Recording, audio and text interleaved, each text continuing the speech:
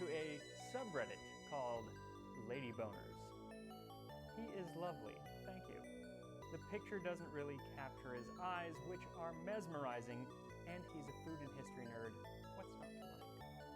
Thank you. Rainbow Bright Isn't Punk says, I don't know this fellow, but he looks like he's super sweet in the streets and a freak in the sheets. No comment. Thunderon says, I would like to taste him. Tasting history, tasting Max will keep it to the history for now. In the words of Karen Walker, he's a total cook tease. Okay, I gotta watch the whole video again. I wasn't listening because I was lost in his big blue line. Thank you, but please pay attention. Put a lot of work into researching these videos.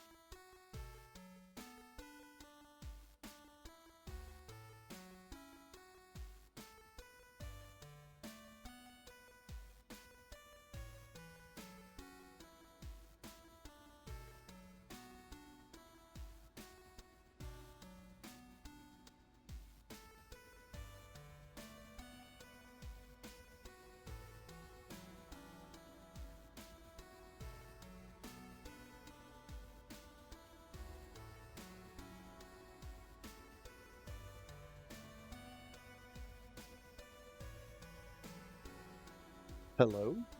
Ah, there we go. Dude, I don't know why OBS tries to make decisions on its own.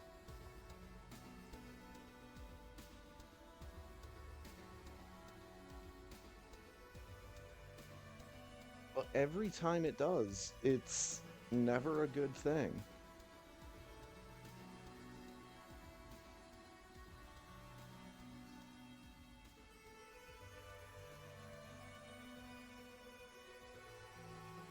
Like, I don't go in and change options. Maybe I plug in my headset and microphone into a different USB port, but I don't go into OBS and change settings. So whenever stuff like that happens,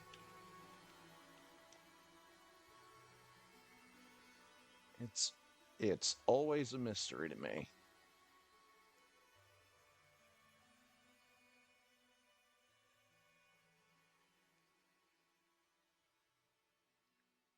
But thank you for letting me know.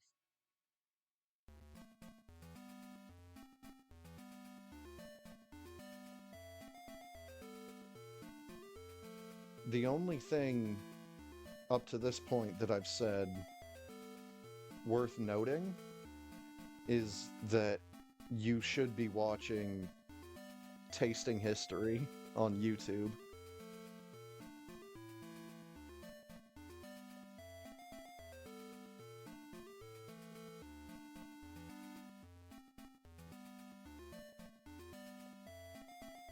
Let's go.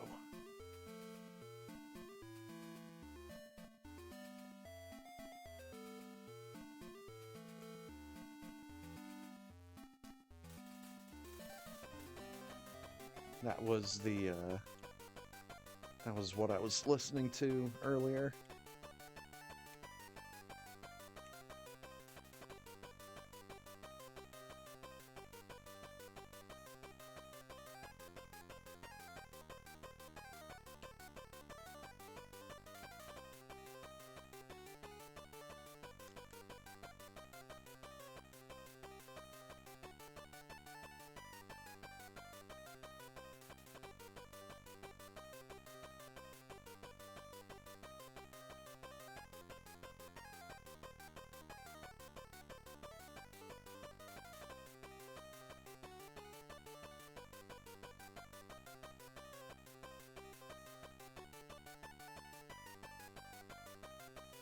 And since I do have my headset plugged into a different USB port, my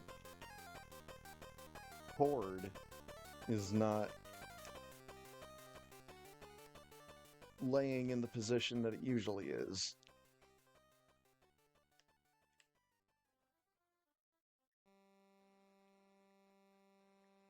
So I have to just kind of put it somewhere else to get it the fuck out of my way. Get up into the stuff? I did not even look. Steam. Have luck, fun, good. Thank you, Firebat. Same to you.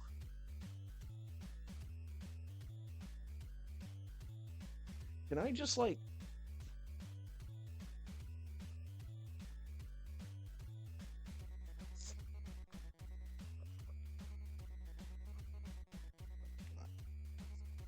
I was wondering if I could just, like... flip my headset around.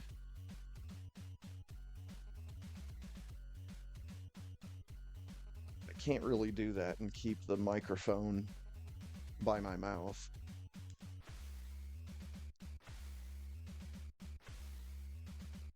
Like, if I'm listening to stuff, it's fine.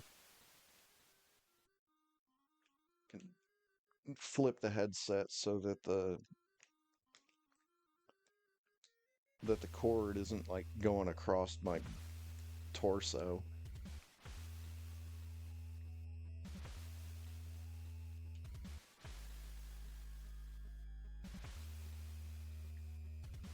Whoop.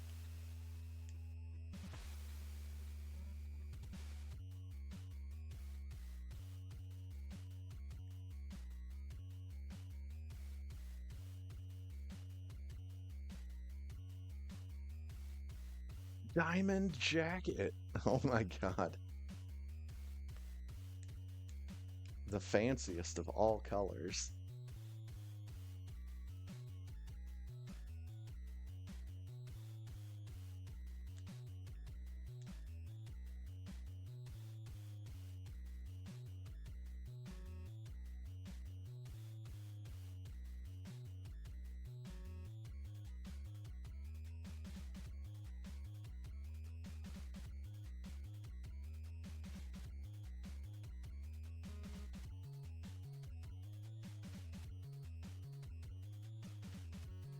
If you wear it backwards, all the kids will think you're cool.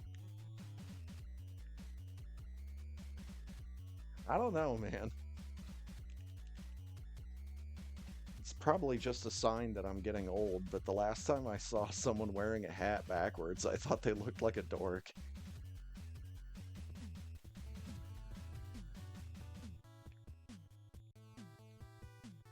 And the last time I did it was because, for whatever dumbass reason, the company I work for thinks that it is a good idea to have uh, training lessons that utilize a VR headset.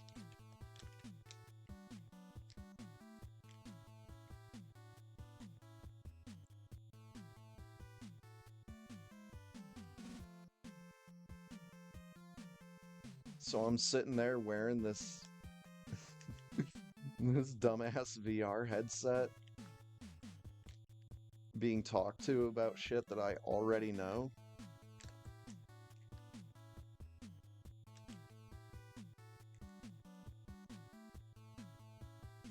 I really feel like, ooh, how trendy.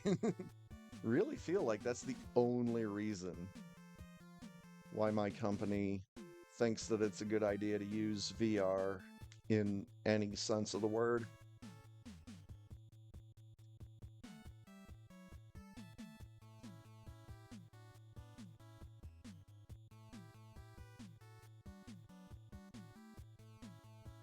And it's talking about like how to meet customer expectations and how to de-escalate potentially hostile situations.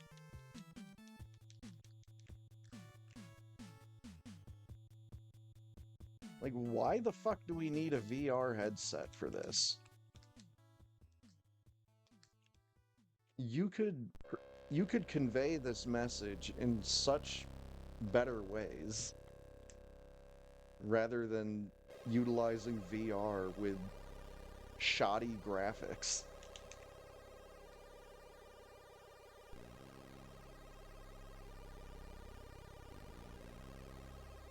Oh my god, Samus, please. Samus!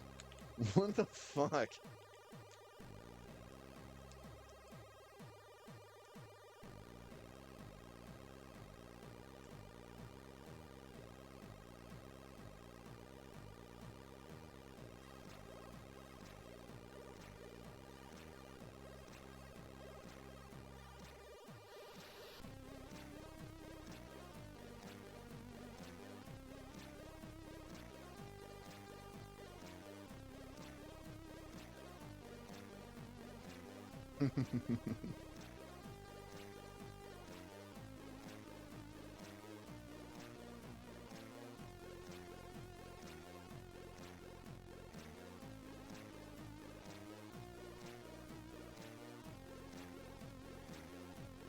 I mean, I'm just incredibly inconsistent with Alcatraz, so sometimes I don't even bother going for it.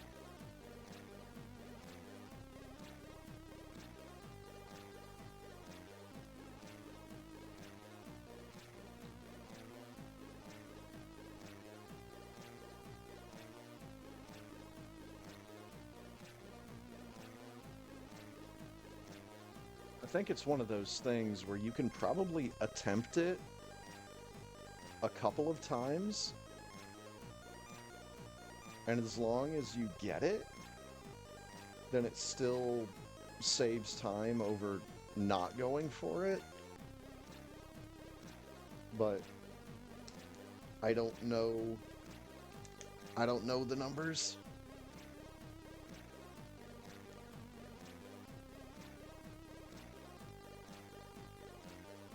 Speaking of not knowing the numbers and not going for strats,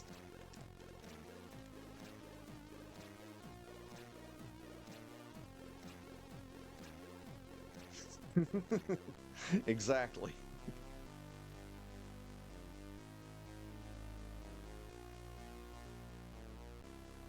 It's another one of those things that would be kind of trivial if I actually practiced this game.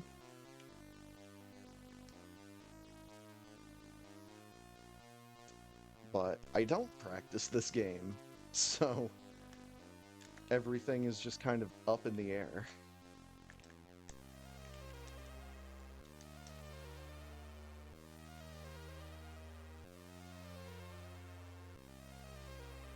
It's one of the reasons why my time is probably not as good as it should be. But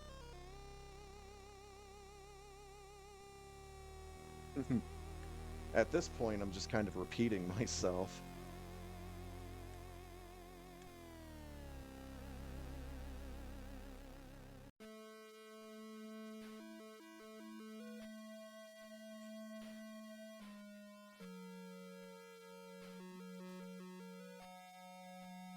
I'm really just relying on, like, my baseline skill in this game.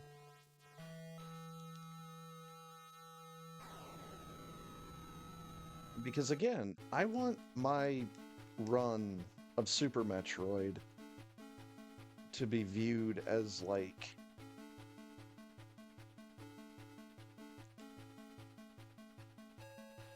this is the absolute baseline of what you need to do in order to cut the one.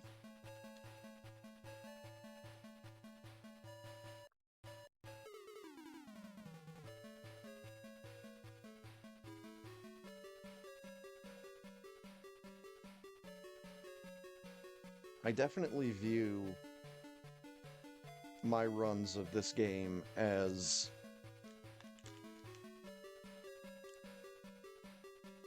like, if I can do this, then anyone can do this.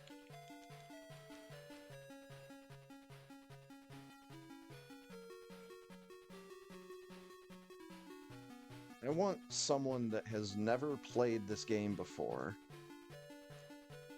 to watch my speed run and then emulate it and then be able to cut the one within, like, a couple of attempts.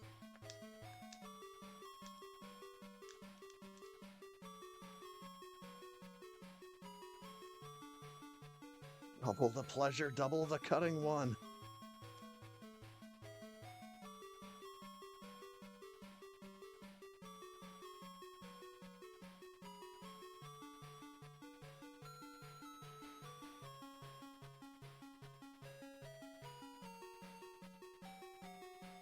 Didn't get the third one out.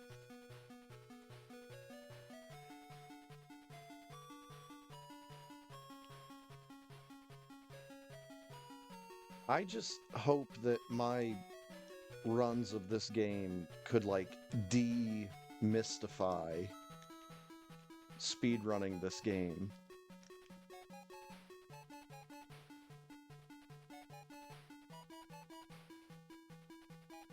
I want someone to watch my runs and be like, okay, this game's not as hard as I thought it was. Also,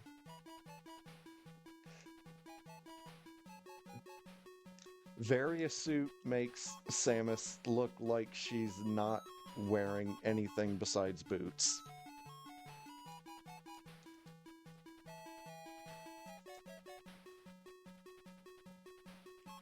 I am not personally complaining. I am just putting that comment out there.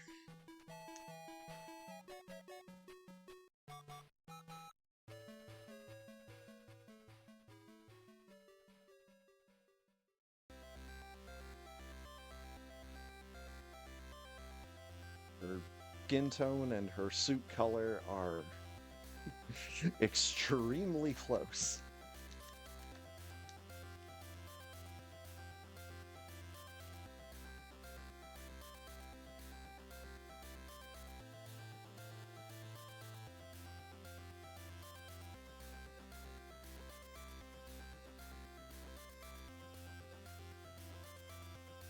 Nice boots.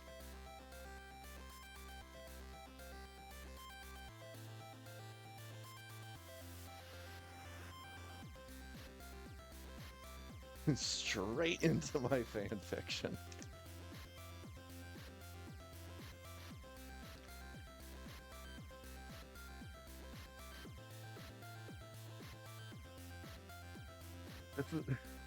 This is why She-Hulk did not wear a green costume.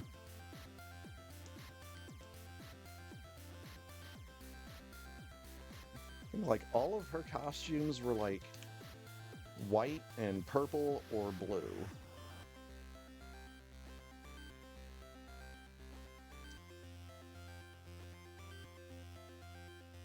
Because I remember the time when She-Hulk was a part of the Fantastic Four. Ugh.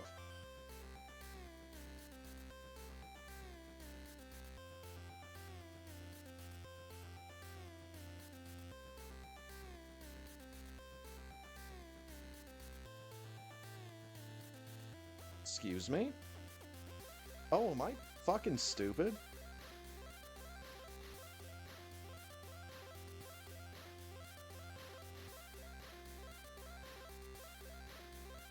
This is gonna happen.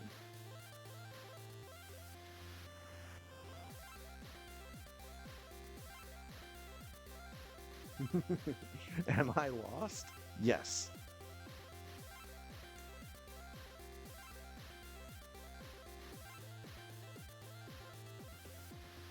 I'll just go ahead and say that I'm lost.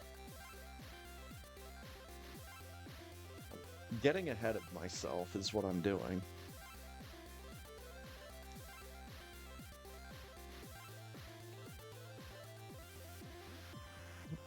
I'm wishing that I'm already at a certain part of the run.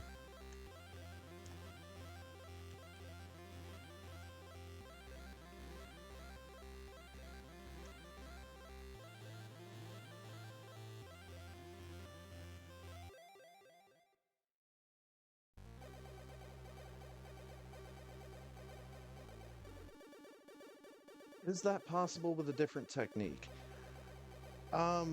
If I would have done a mock ball,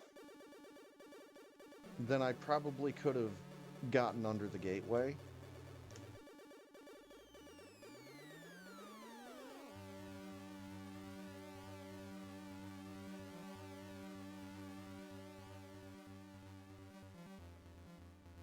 To get ice at that point is to do a mock ball.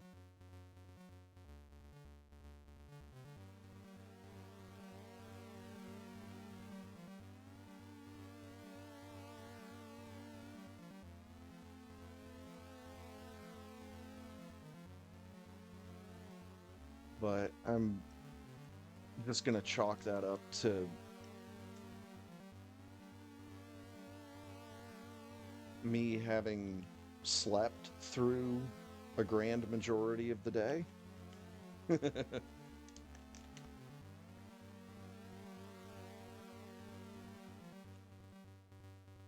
Because I didn't get together with Ponk earlier in the day to play Stardew. Because I figured, you know, since he has a wife, that he probably spent Valentine's Day with her,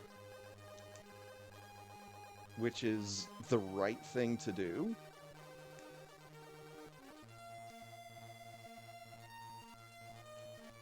And since I don't have a significant other, I didn't really have any draw on my time. So I just decided to go back to bed.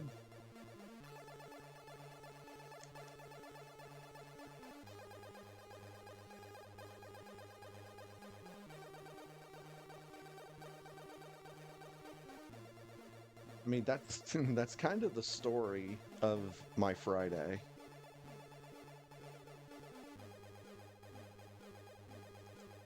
I usually sleep in until like 2 or 3 in the afternoon. And if I don't hear from Honk, then I usually go back to sleep for another couple of hours.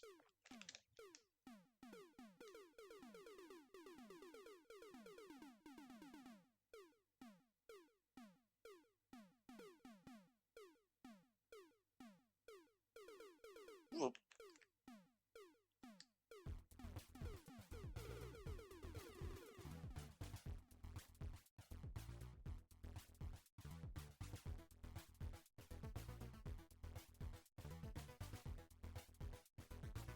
Always do Valentine's Day on an off day to avoid crowds. That's a good idea.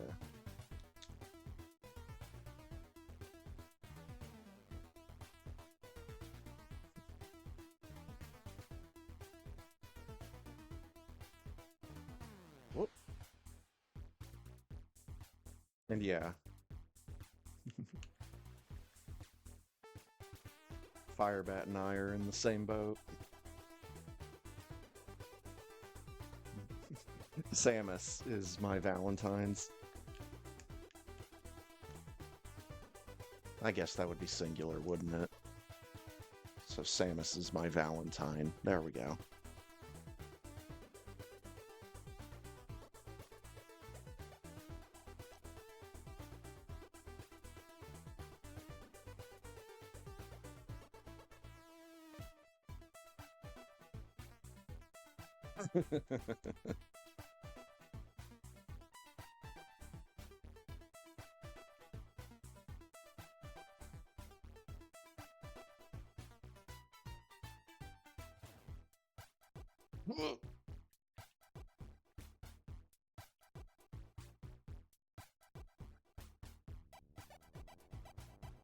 I missed. There we go.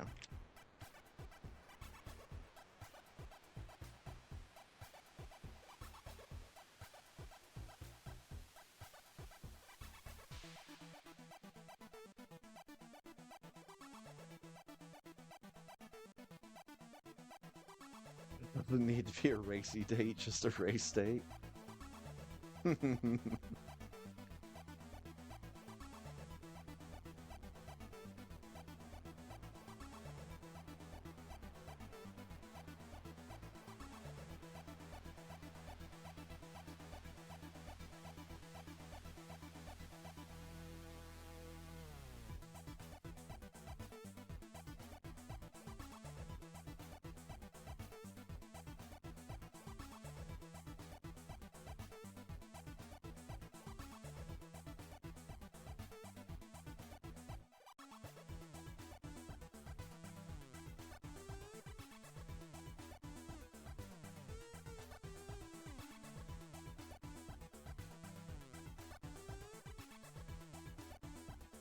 Go.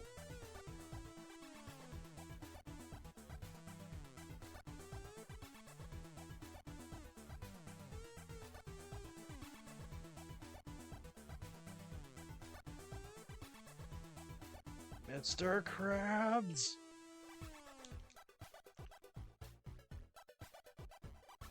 Oh shit, get away from the door. I got worse crabs.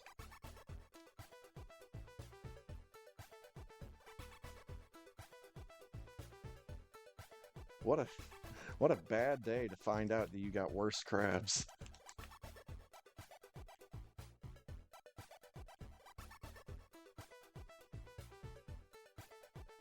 All extra shampoo all the time.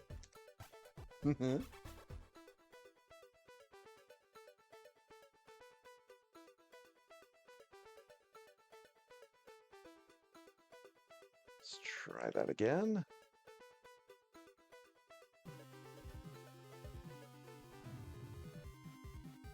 Real work slogans. The time is now.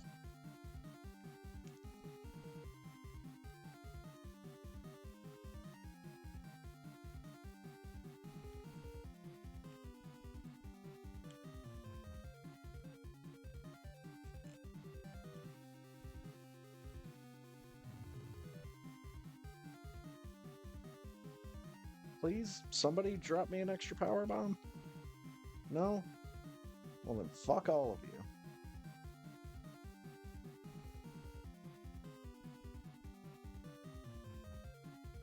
This fight is gonna suck.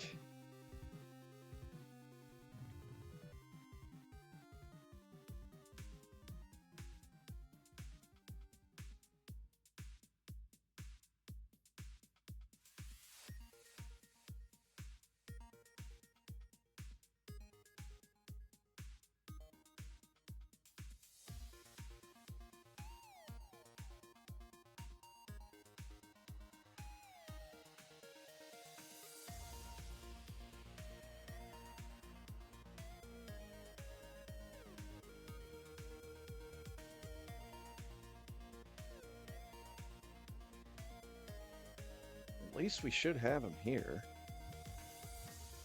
Okay.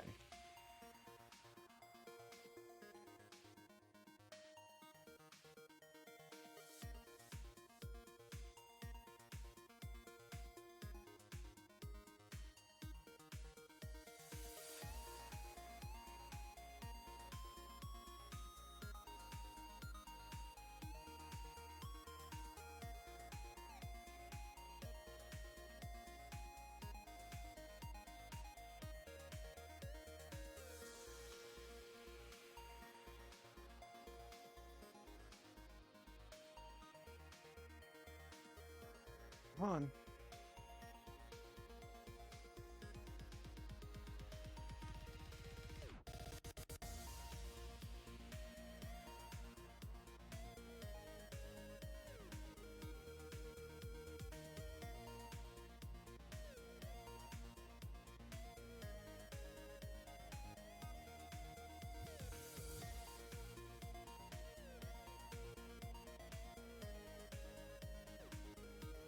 Oh my god, show back up.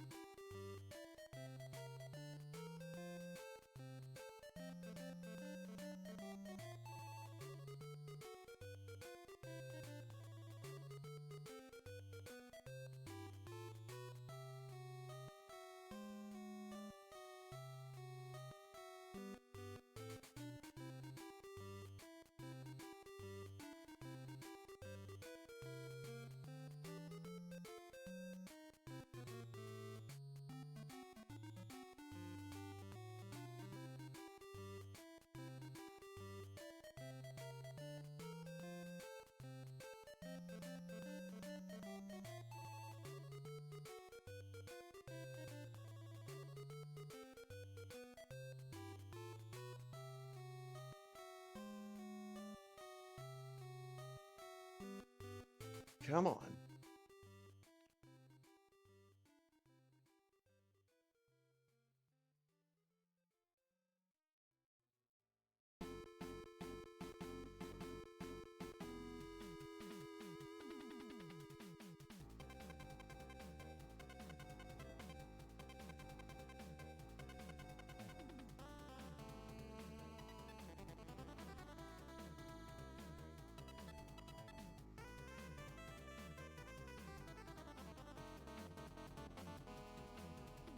That might be too high.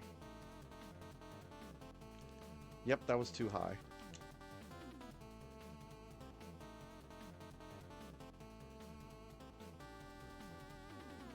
And that's the ceiling.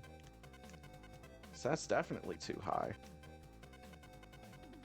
I'm gonna be surprised if I actually live through this run.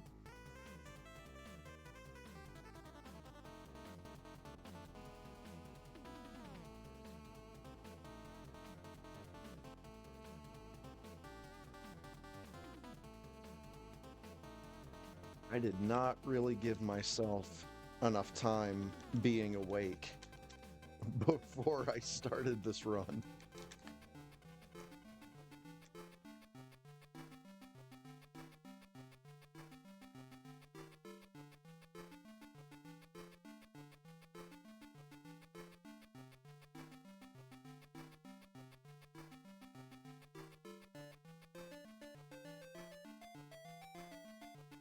So there's probably going to be a lot more errors in this run than usual, just because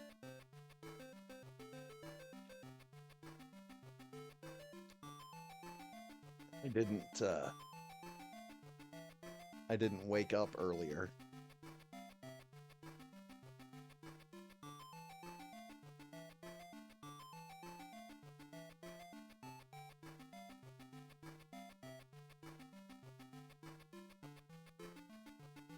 Purple oatmeal. Mmm. Delicious.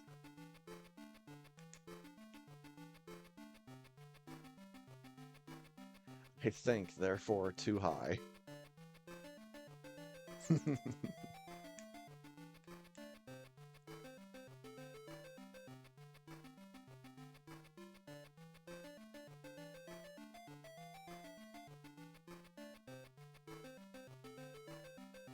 Back to being radioactive.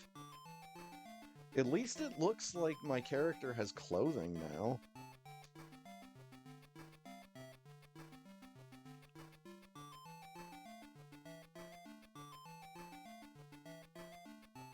For a while there, it was Streamer. Why is Mila naked? Which is a reference that no one is going to understand because I was like one of the only people watching that stream when it happened.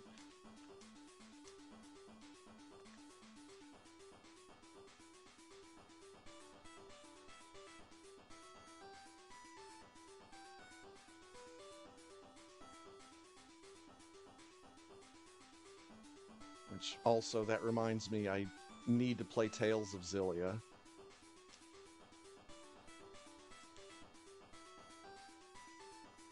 Oh, for fuck's sake.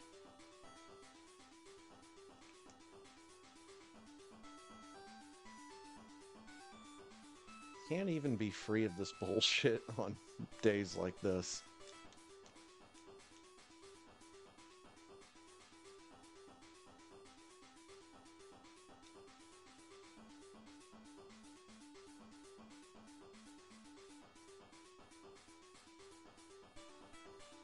The bots are super fucking desperate when they come into my channel.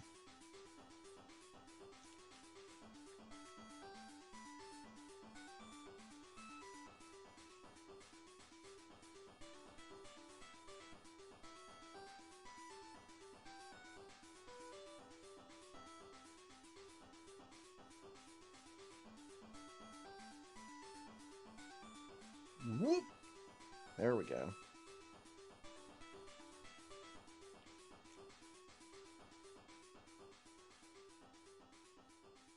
One desperate bots is better than two of something else? I disagree, Spacer Crab. I would rather have no desperate bots.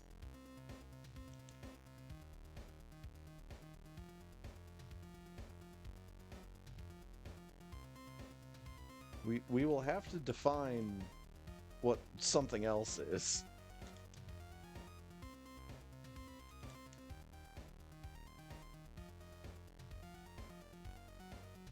Whoop.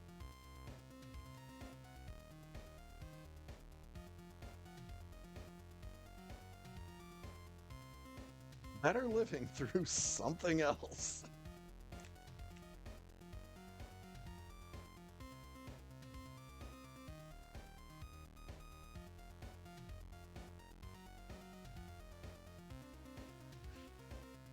Spacer Crab being entertainingly nondescript.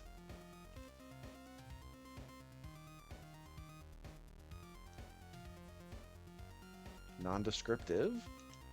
Either way.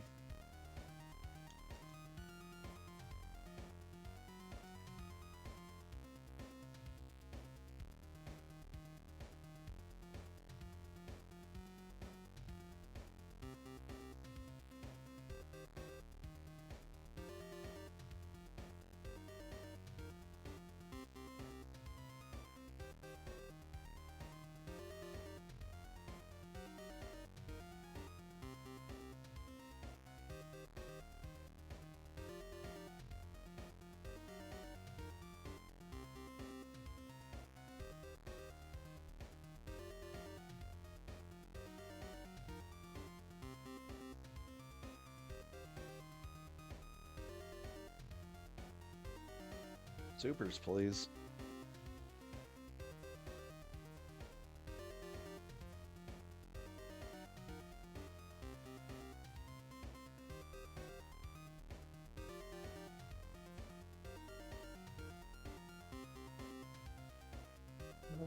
Well, I got up there holding the charge, but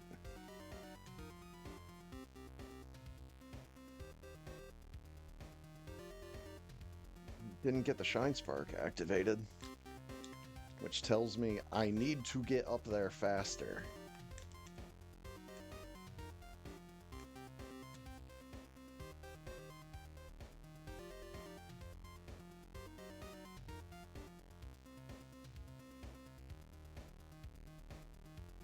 Whoop. Oh god, help. Wasting all my supers because I didn't do things right. Still too sleepy.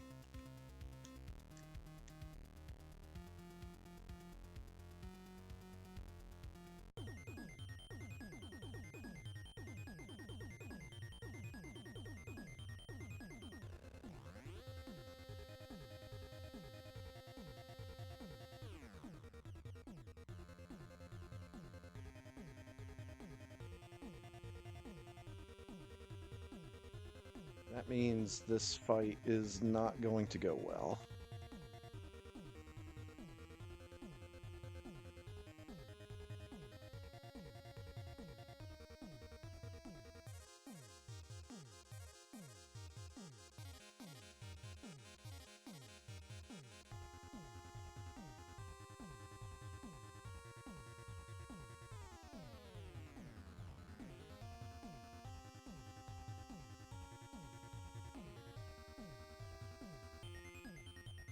Yeah.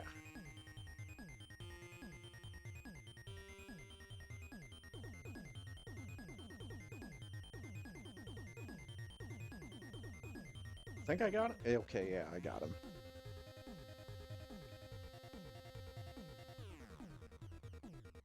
Okay, so not as bad as that fight could have gone because I messed up with my supers.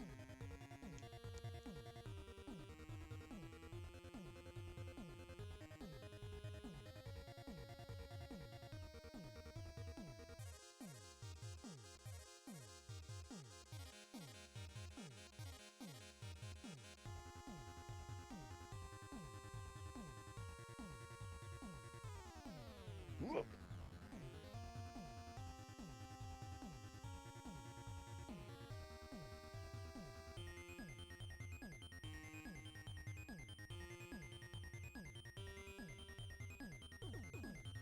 And I fucking landed on the eye.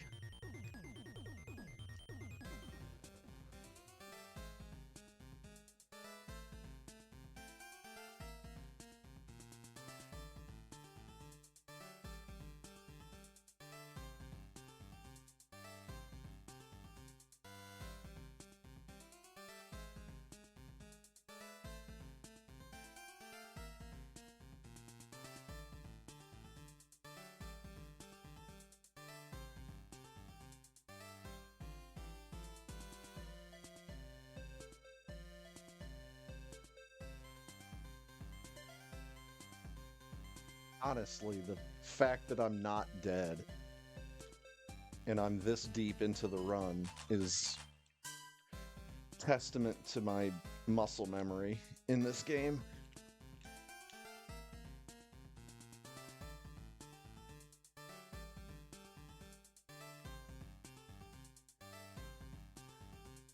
I can be pretty out of it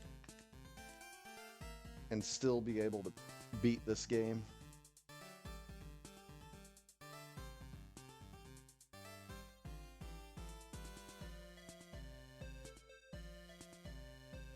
I'll take it.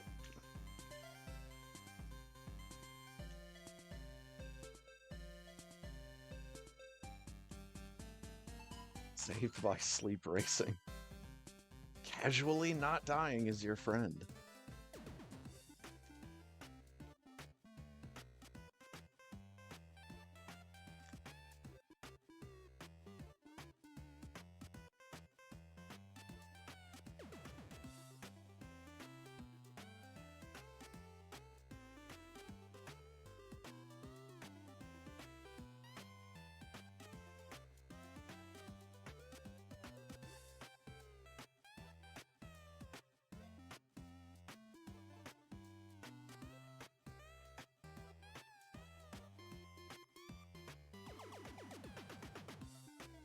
I can still 48 this shit.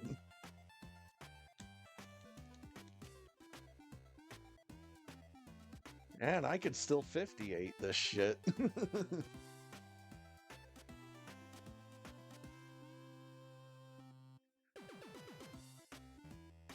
Whoops.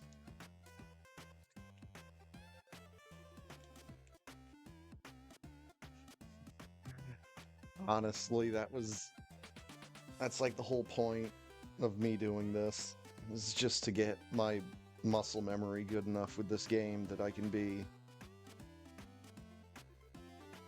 on death's door and still be able to cut the one in this game.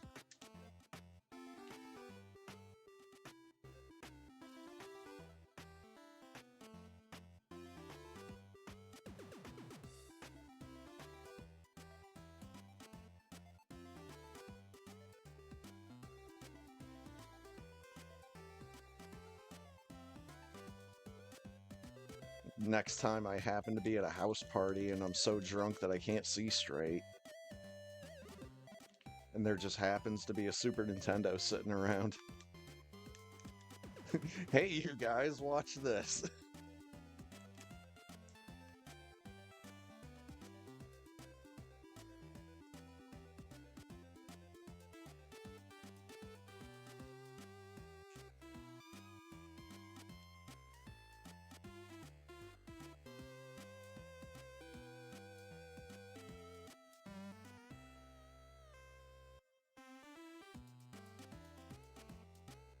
I'm surprised I didn't hit that fireball. Kinda surprised I actually didn't make that jump and then I hit the spikes.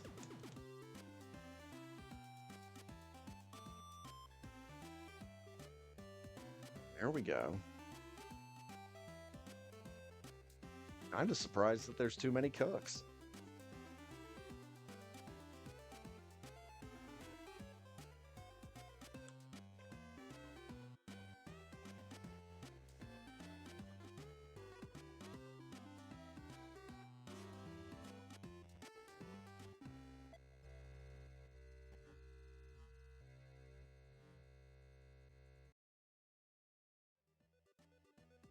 Go where the winners go. Too many cooks.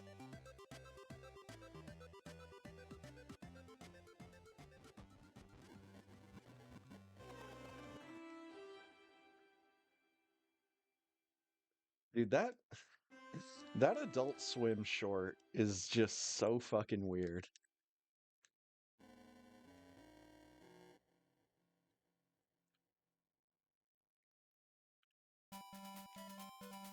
It's not as scary as unedited footage of a bear,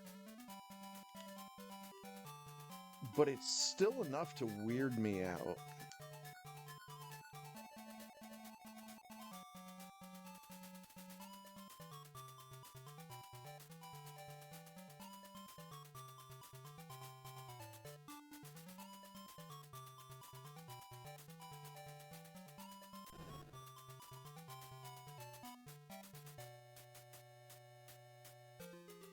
Like, the unedited footage of a bear short is super fucking scary because there's no way you can be ready for it. If you don't already know where it's going, there's no way you can be ready for it.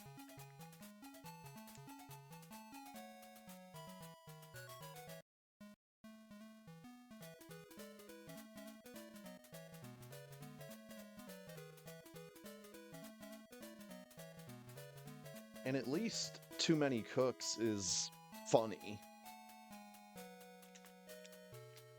Unedited footage of a bear is not meant to be taken as funny.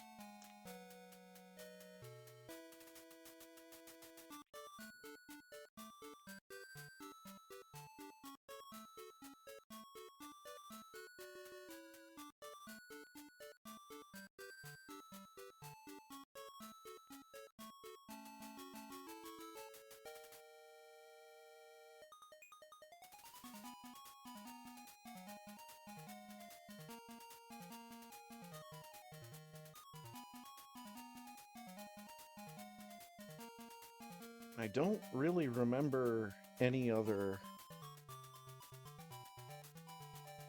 late night Adult Swim surprise videos.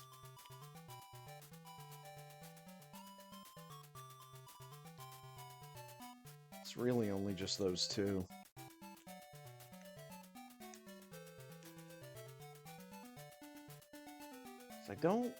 I don't remember if any of Wham City Comedy's other stuff came from the late night Adult Swim surprise moments.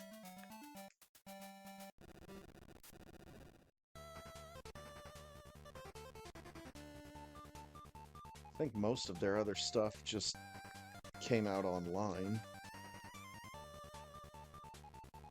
There's the one where the person is just falling through the floor. Oh! I didn't realize that one was on Adult Swim. I know about that one. God, what's the fucking name of it? This House Has People in It?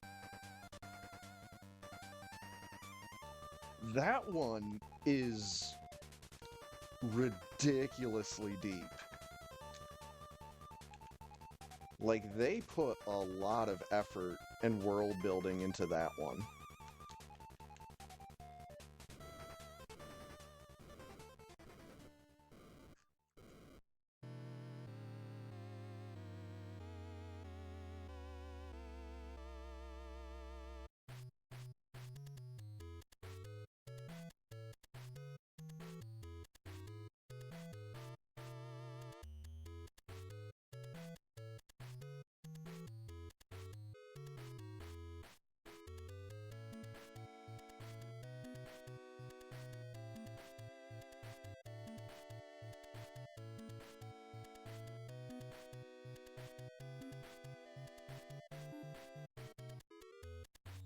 Oh god, I didn't count. Is he dead? Okay, my count was way the fuck off.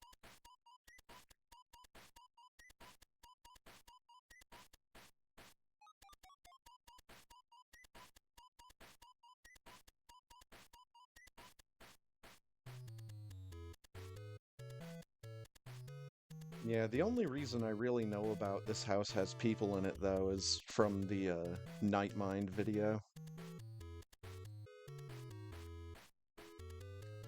There's just, like... There is just so much world building that they didn't show in the original short.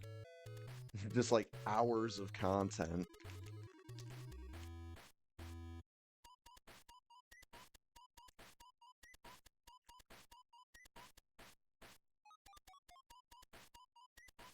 Because there's, like, secret codes and websites that you can go to get additional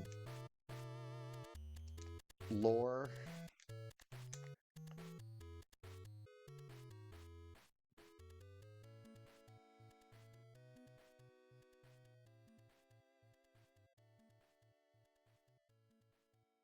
I think there was even like a secret video game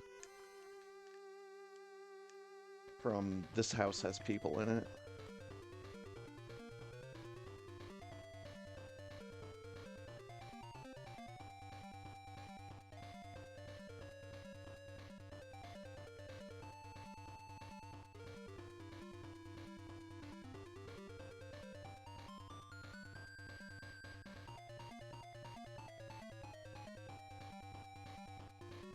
Ooh, let's not get hit by that thing. There's Firebat taken first with a 48-29. GG.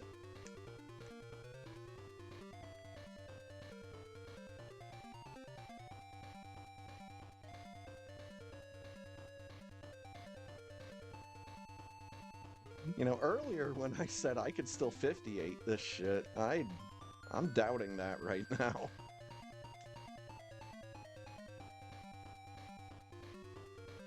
We might be saving the animals, I don't know.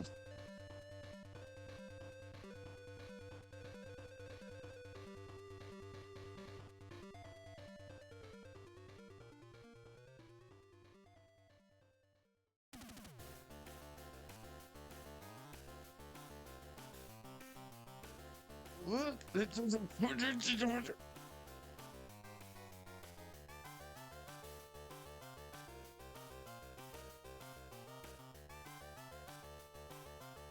Yeah, I don't blame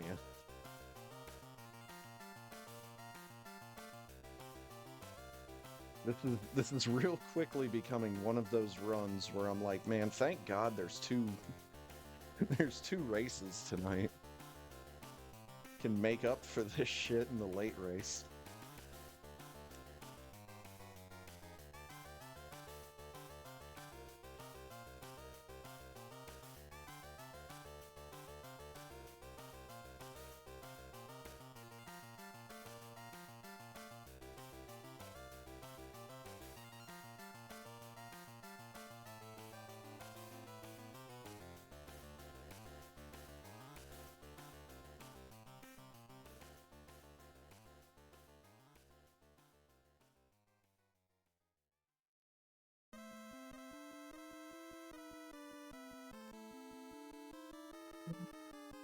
Come on.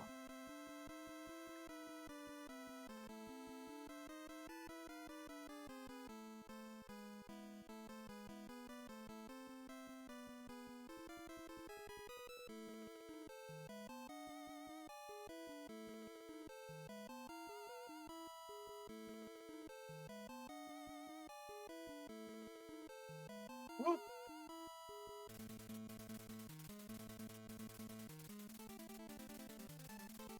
This music is giving me an idea as to what I can do during the intermission.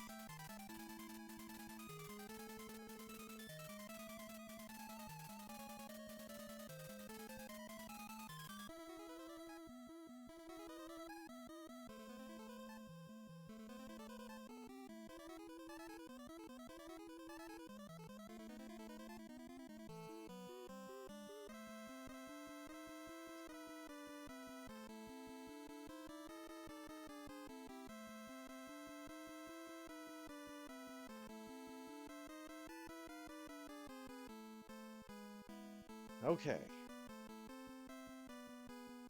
We made it to G4.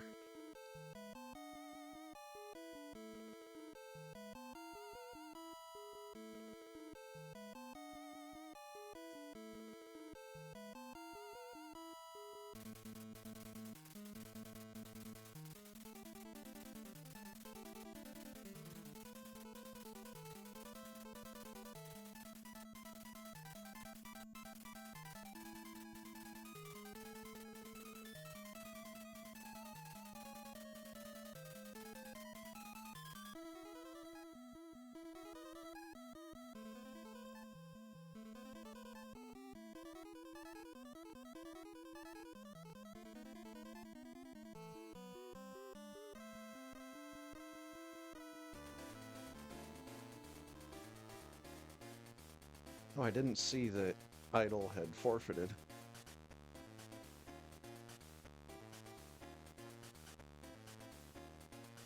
Well, that means I can't get third place anymore.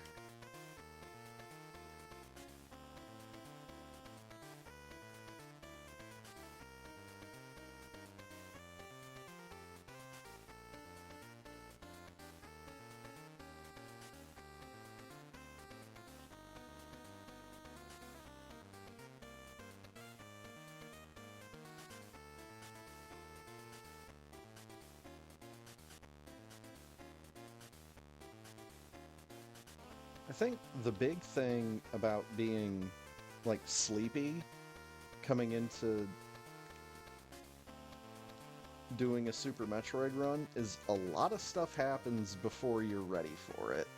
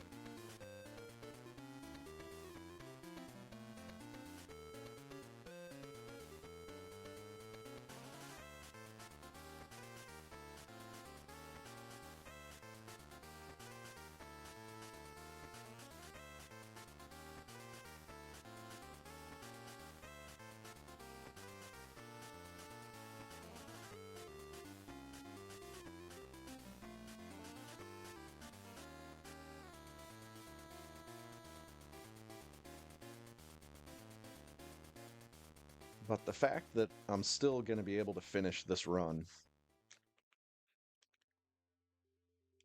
is once again testament to my muscle memory.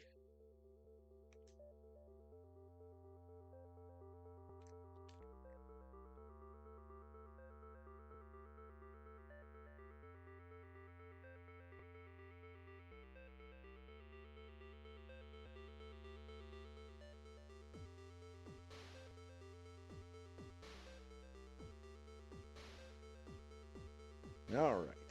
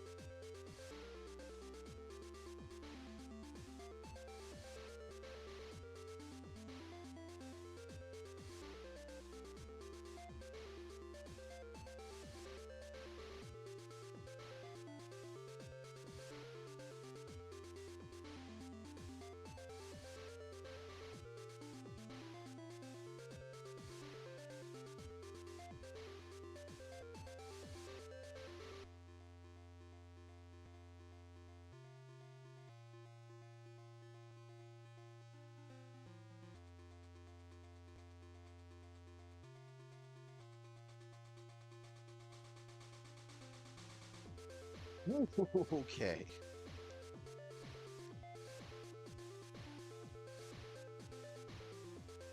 A little worried about that one because I was hanging up in the air for a little while there.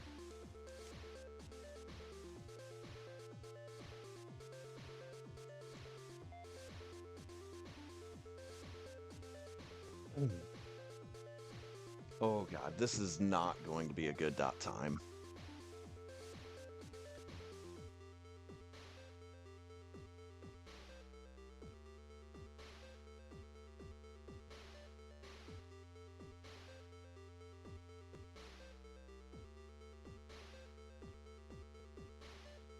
Once again, I am glad that there's a second race so that I can make up for this shit.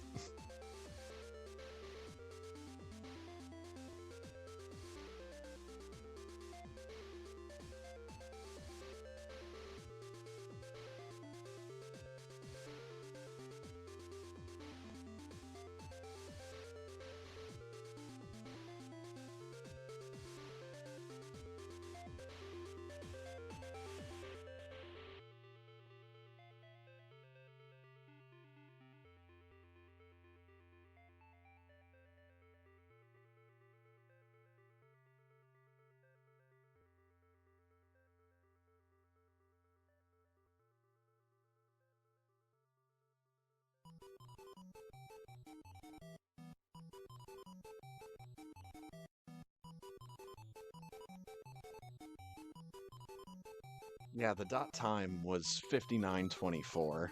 So, ugh.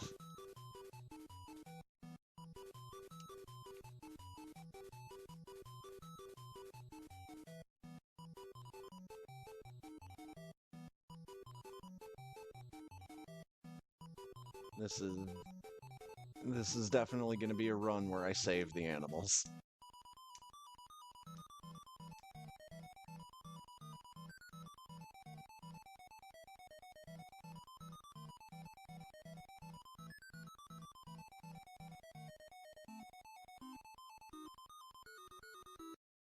Again, kind of glad and surprised that I didn't die somewhere along the line here, but ooh boy. Definitely not one of my better runs.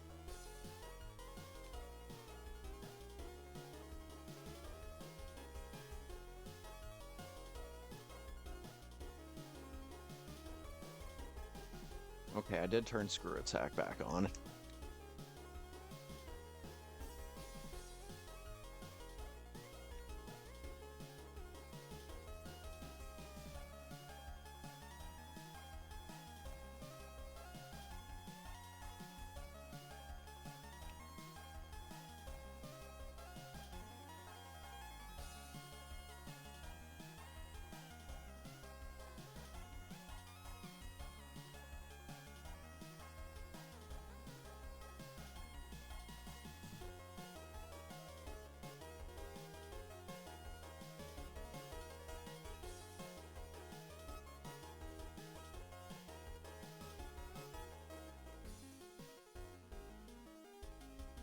All right.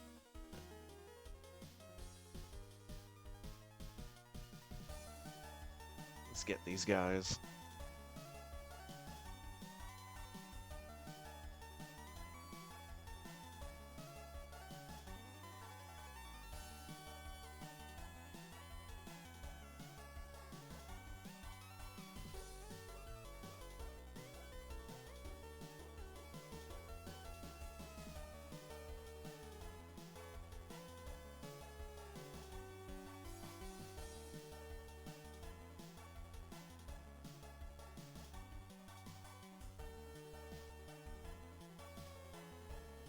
Oh God.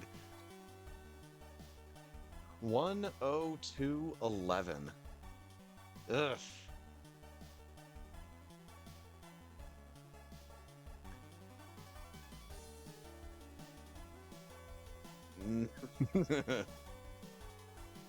This was a game, but man, I'm not sure that it was a good one.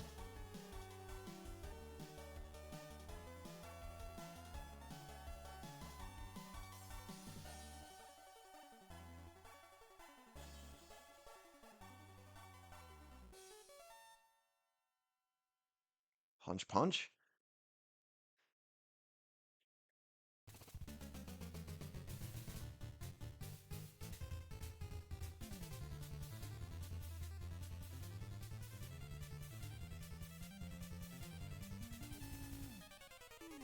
I am actually going to be upset if SRL gives me points for that. I hope I lose points for that.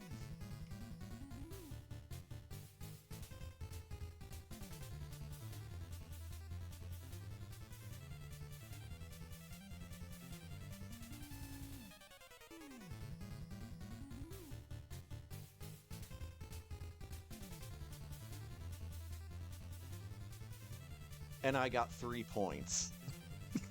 God damn it.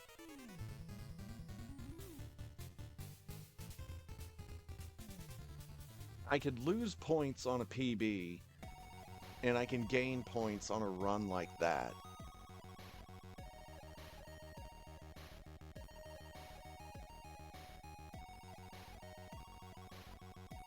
I have never been more mystified.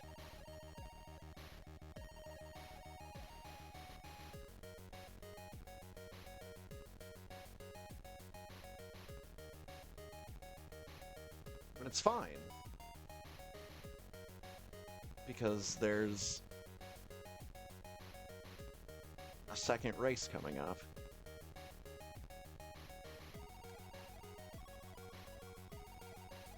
Forgot to change the goal. It's twice in the last month.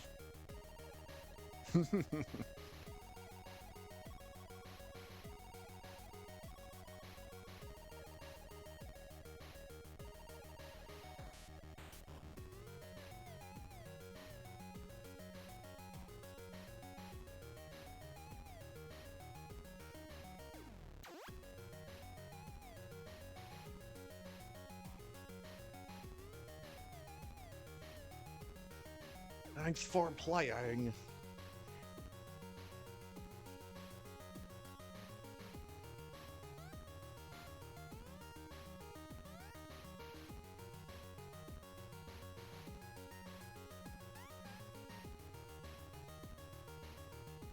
Dear Force.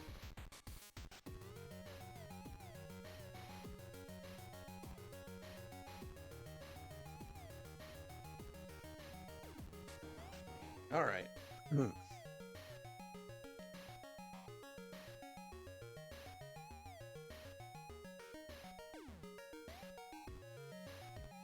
Let's go ahead and get my intermission game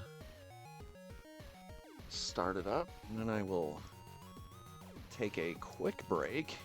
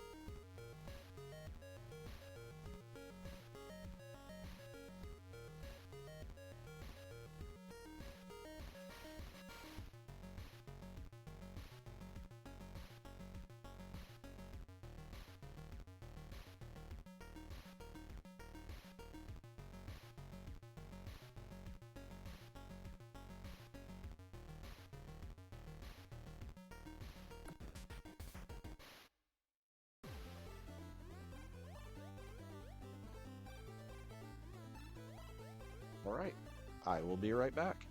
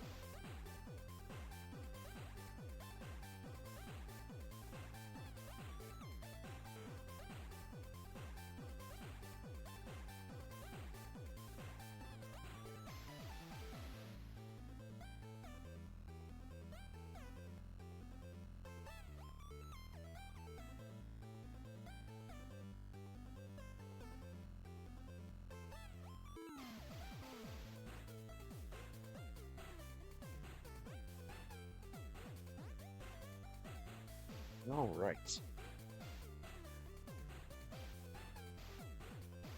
I don't know if I'm going to be playing both loops of this.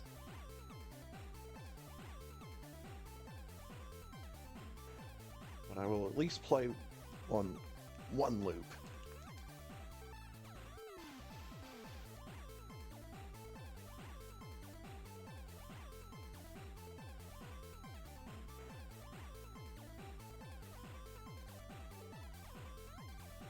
Oh god. Run?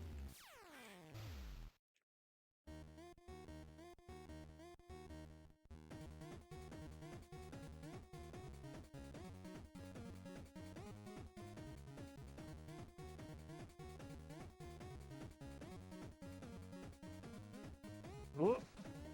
Yeah, he got me. Little surprised I didn't hit the spikes there. Not surprised that that guy hit me.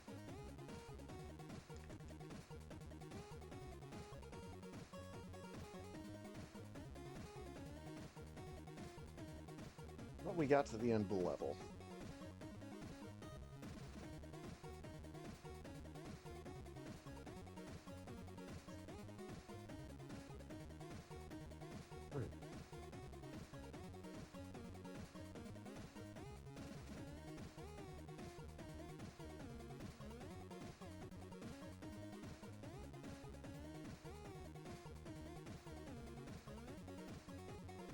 Really?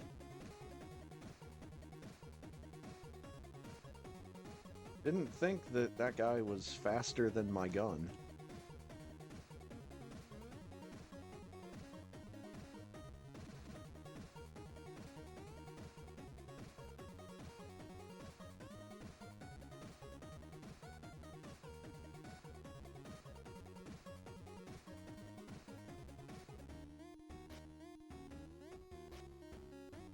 Okay, not surprised about that.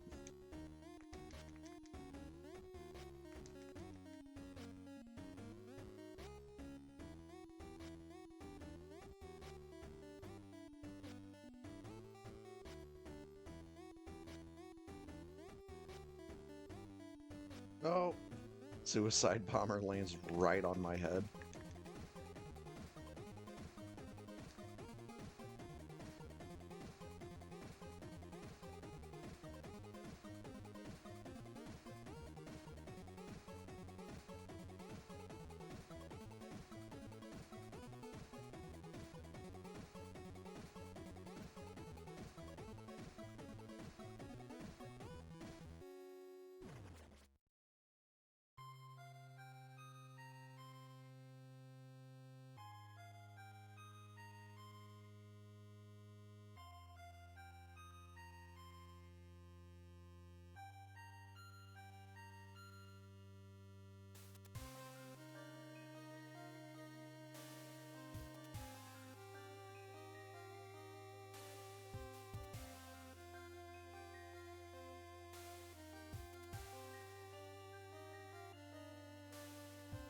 That's a pit.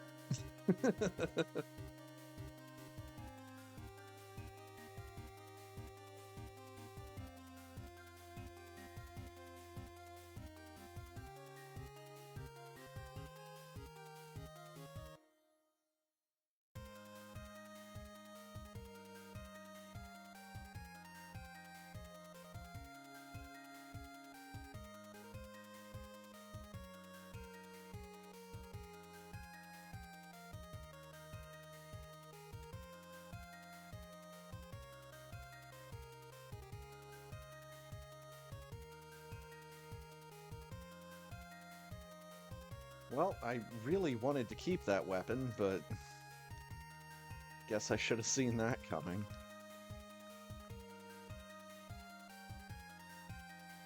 Cigarettes.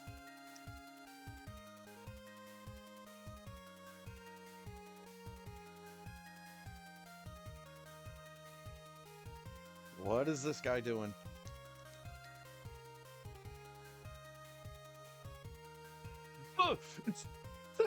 Good play.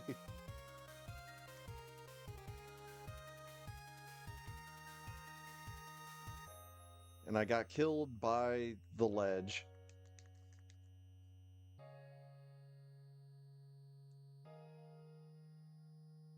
That is apparently a thing that will happen.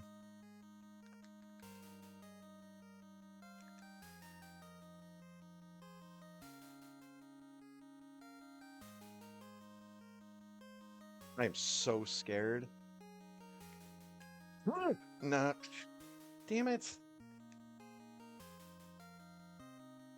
The robot hands don't give you really enough time to do anything.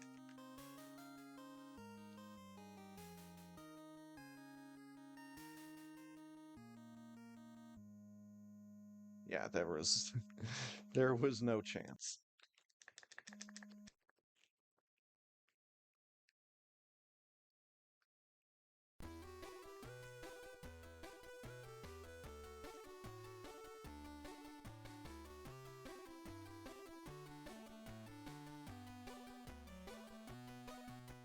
Dude, stages 1 and 2 are not that difficult.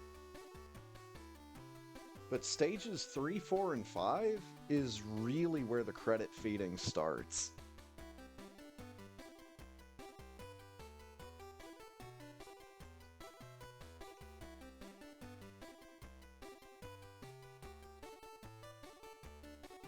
I mean, I could also not have the dip switches set on the hardest difficulty. But where's the fun in that?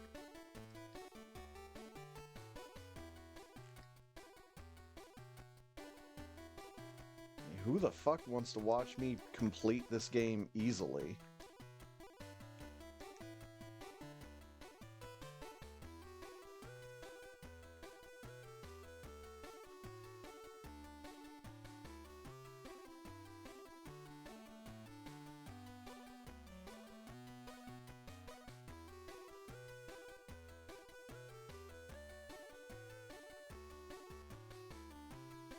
No. No, you fucking don't do it. Don't do it!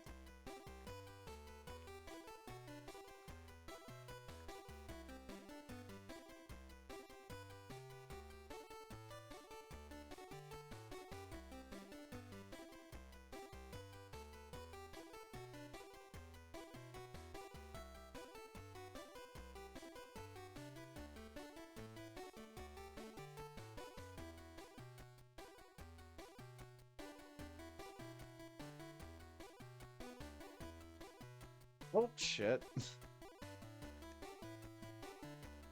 Go away. No, damn it.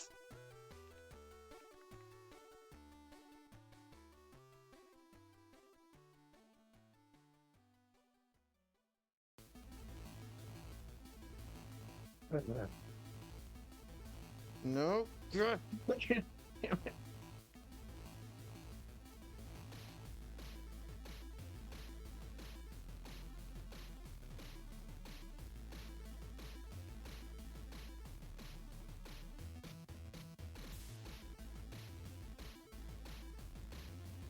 I think I hit the credit button an extra time there.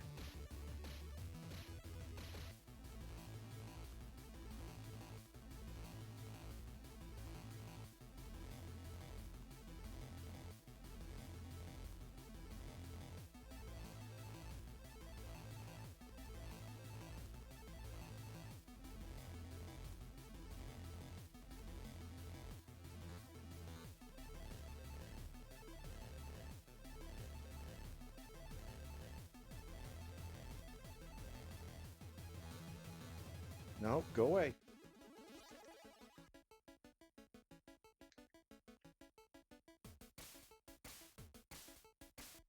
Oh my God. Go away!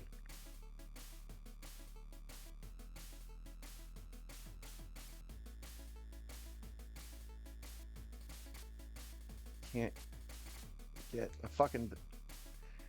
Can't get a diagonal grapple.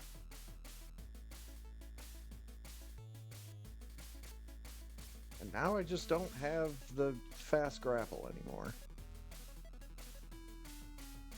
Have a pack of cigarettes, though.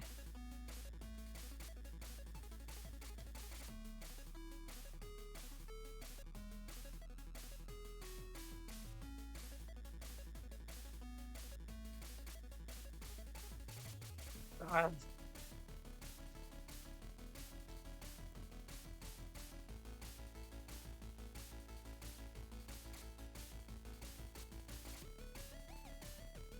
Everyone's in my way.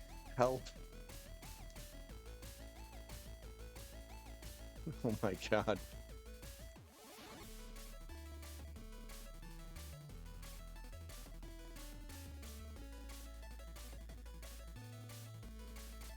Yep. What did I say? This is where the credit fading starts?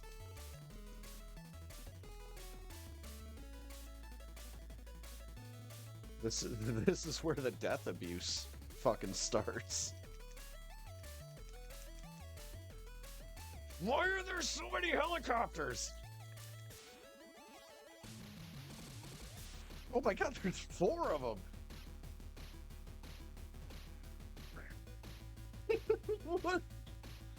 I can't do anything.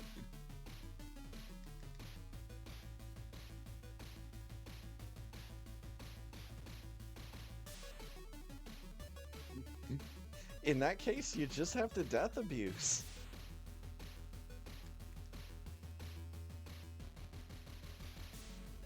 There is no strategy for 4 helicopters.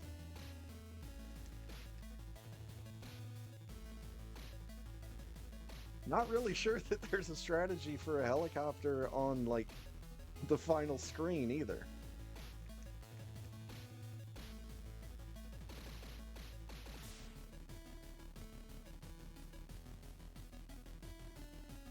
Just kind of have to hope that he goes away. Oh my god, that was fucking terrible. That was hilarious. But that was fucking terrible.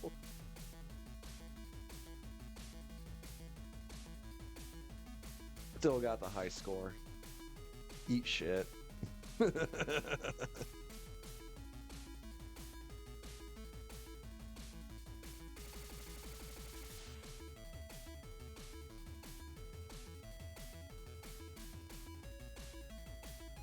see, how can I crash this?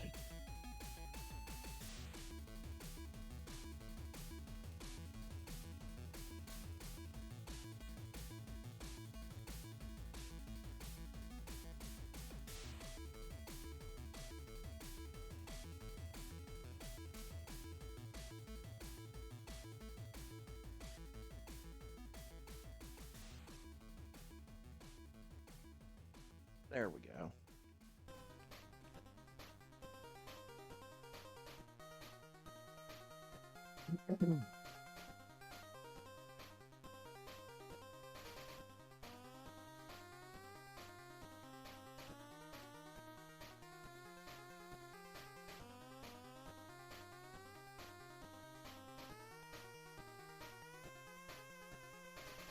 Since I don't currently trust myself to be able to properly play another video game besides Super Metroid, I'm gonna spend the rest of the intermission messing around with Dragon View's glitch once again.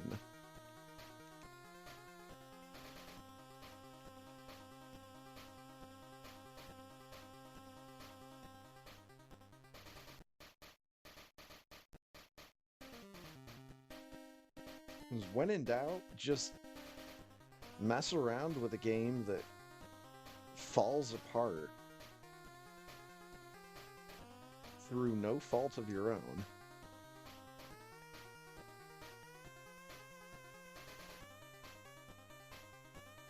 Ooh.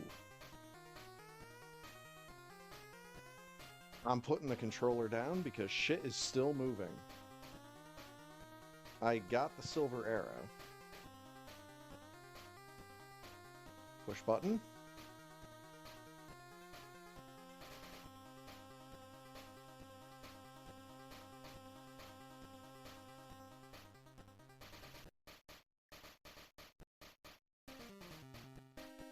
Hasn't crashed yet.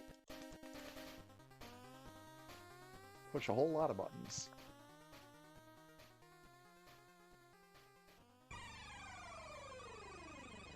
Okay.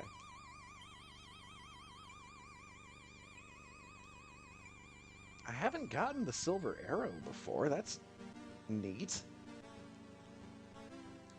Let's equip the Hausa. Hausa is a cool fucking weapon. I mean, look at it go, dude. I can't spam it like I can with the sword, but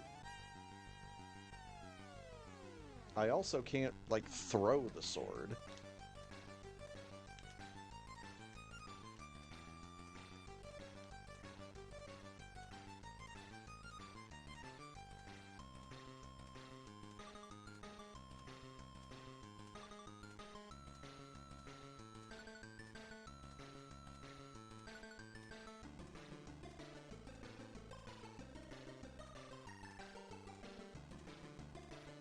Yep.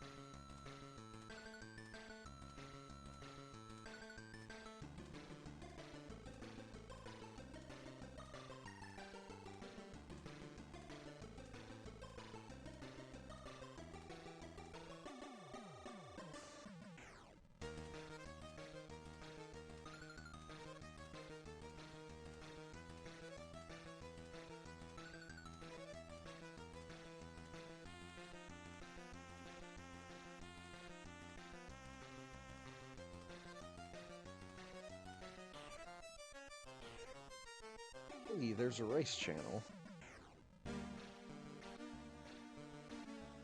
Let's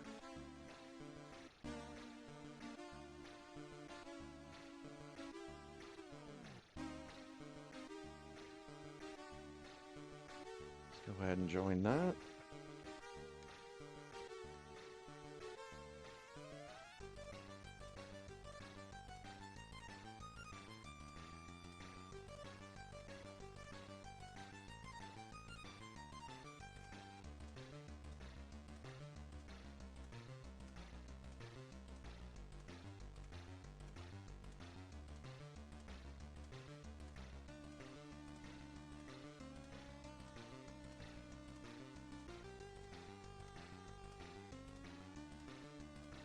Also, I'm not exactly sure why it's called the Hausa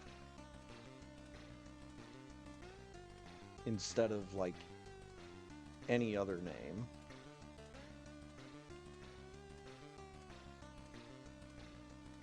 It's a cool weapon, though. In a cool video game.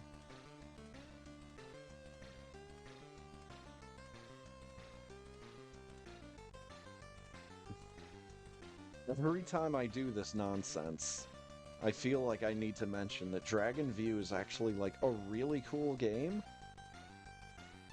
It just has this game-breaking glitch if you don't save and restart the game. Whoop, that's an emulator crash.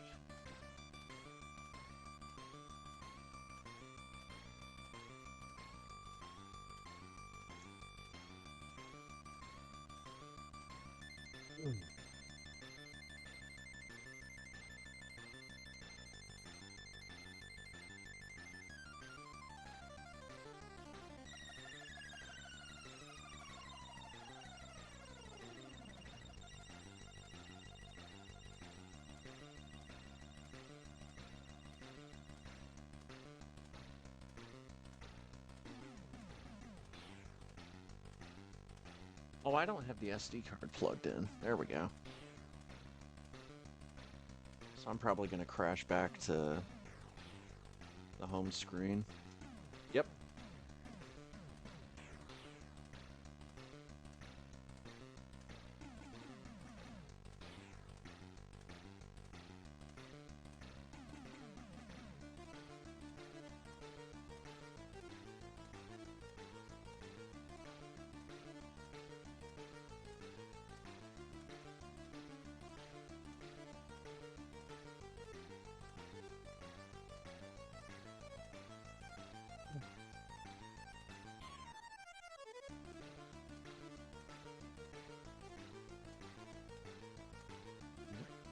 Hmm. Where do I have Japanese Bionic Commando? Right there.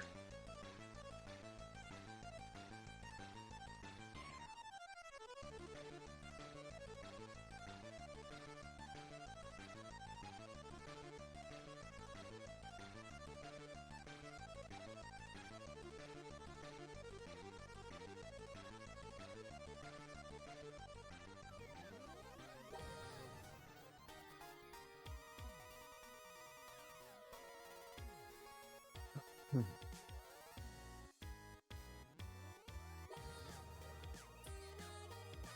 So the glitch in this area still works the same on the Japanese version.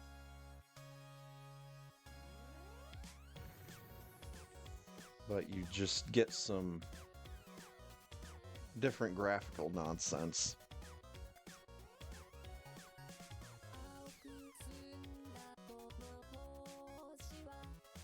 Okay, I did not get it.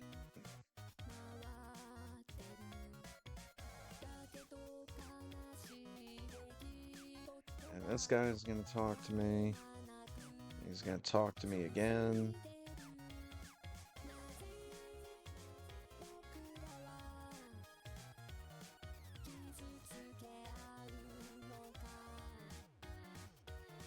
Gonna assume that one of those worked. And it looks like neither of them worked.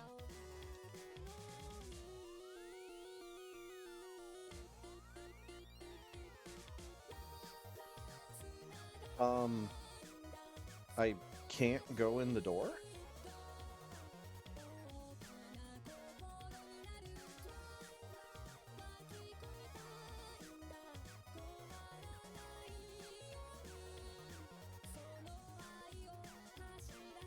Why can't I go in the door? Can I go in this? I can go in this door. Oh.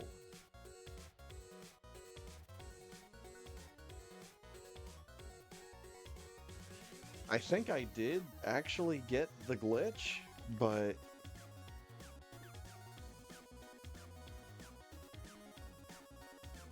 I don't know, it wasn't working in a way that I expected it to work.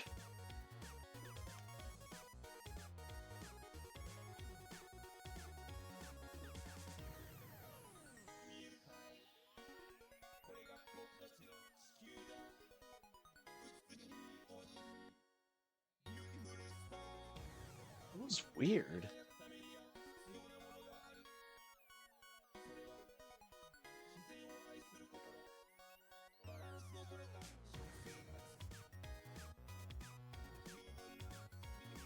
Yeah, there we go. I can just go right in.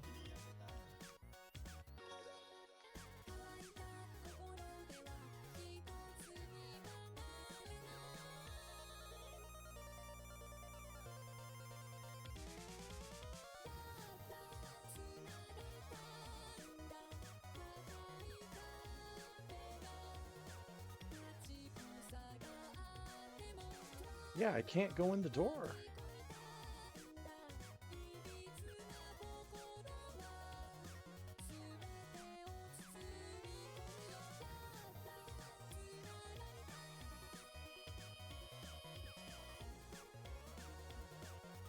I didn't think that it was that different on the Japanese version.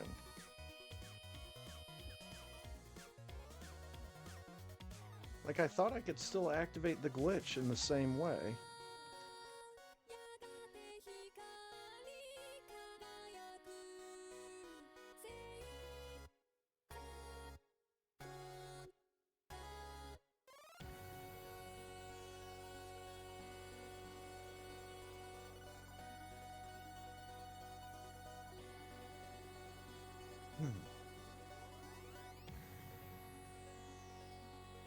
Like, I'm pretty sure I've done this before on the Japanese version.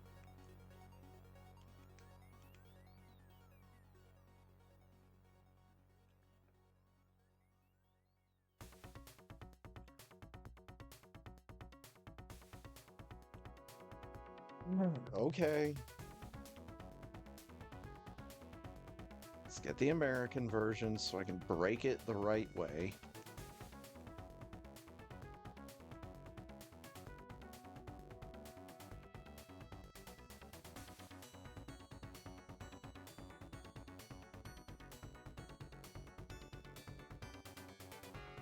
Also, just like Dragon View, let me just say that NES Bionic Commando is a really cool game.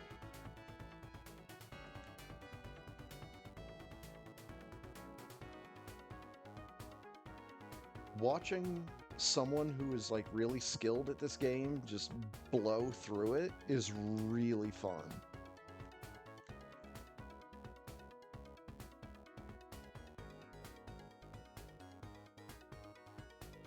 Like it's really cool to see someone with a high skill level in this game just destroy it.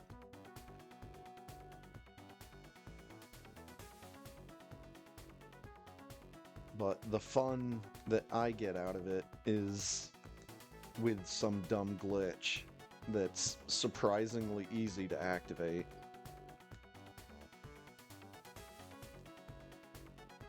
GG. MMMMMMMM.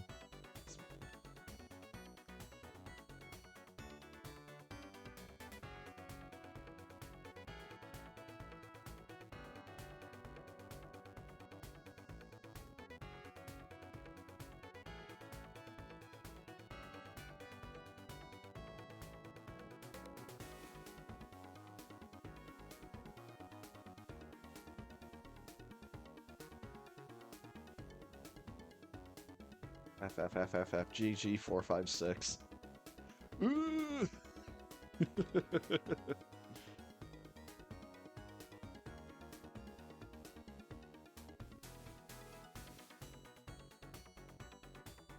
Waiting for one of these guys to break the sky.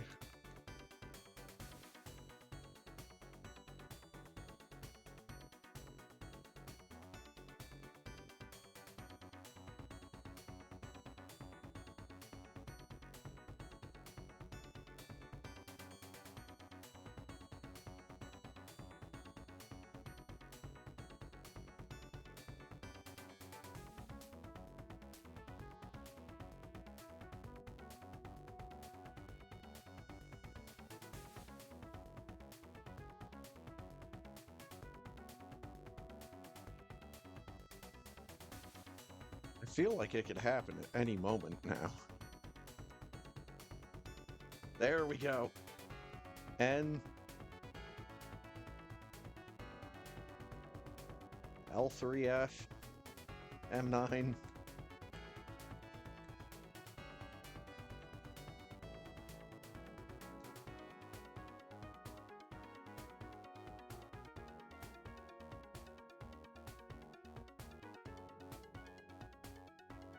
Potion Man! Potion Man and Flare Boy.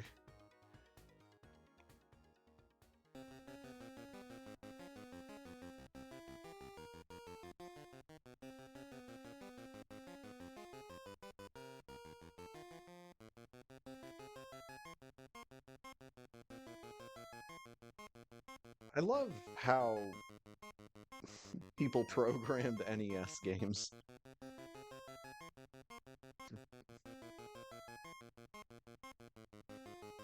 Chewed bubblegum and lollipop sticks holding this bullshit together.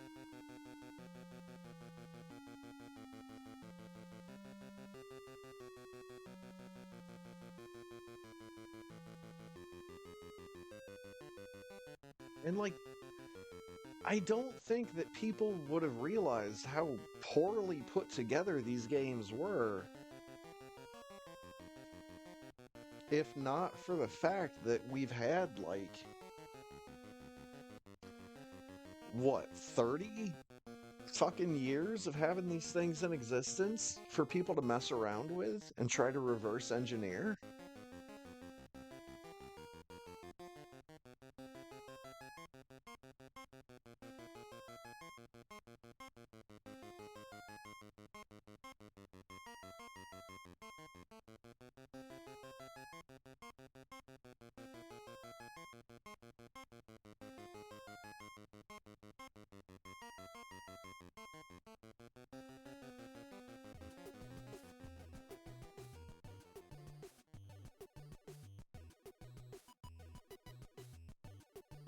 Speaking of poorly programmed video games,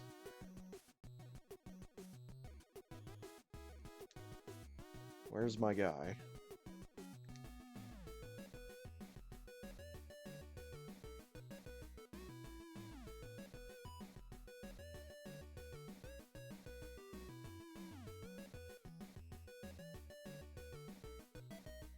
Of all the video games to be this poorly programmed,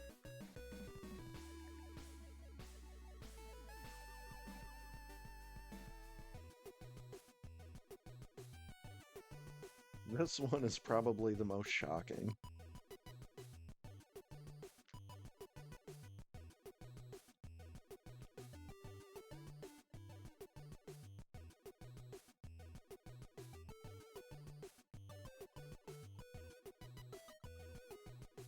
I still think it's really funny that I showed someone on their physical copy of this game how to do this, and they thought that I was like doing damage to their cart.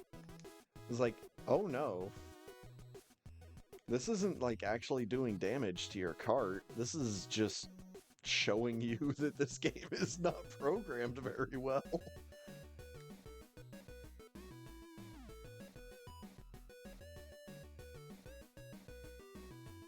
I don't have time to beat Zelda 3. The race starts in 15 minutes. You mean I don't have time to find every single boss in in the magical cave map?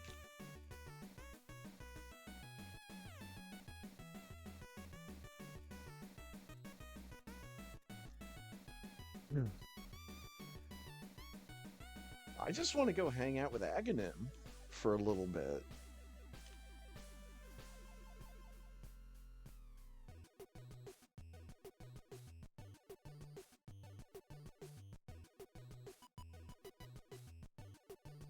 I don't know whose shadow that's supposed to be.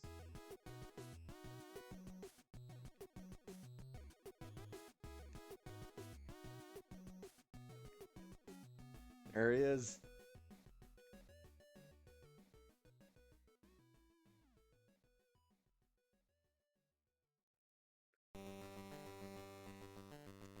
And this is my chance to, once again, admit to the fact that I'm one of those people that did not see Aghanim's sprite properly when I was a kid.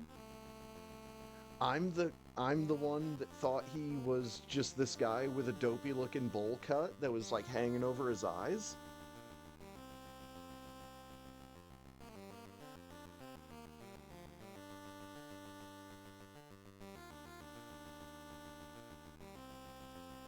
Oh, what do you have to Google search in order to see the image I'm talking about? Link to the past Aghanim sprite. Yeah, all you have to do is Google link to the past Aghanim sprite, and you'll see the shit that I'm talking about. Where I did not see it right. I thought that like tiara or like headband that he's wearing, I thought that was his face.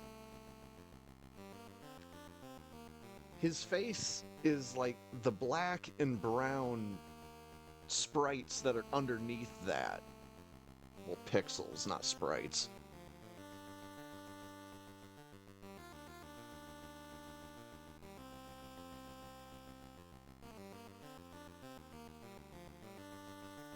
But yeah, I definitely did not see his sprite properly when I was a kid.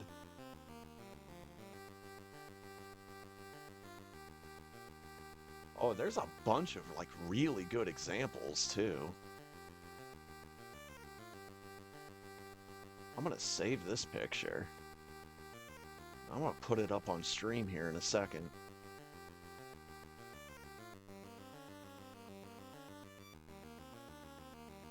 Fuck, Sagila's Cave is so good, dude.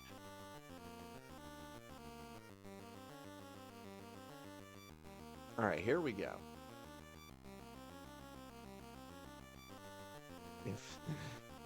If I can find it. Here we go.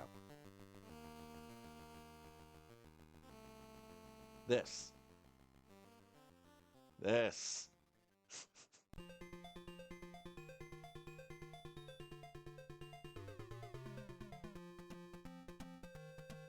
When I was a kid, I saw Aghanim as the picture on the right, where he had the dopey bowl cut and his mouth was open,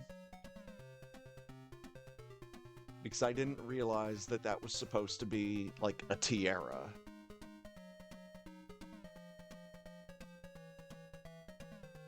Is it still called a tiara if a man wears it?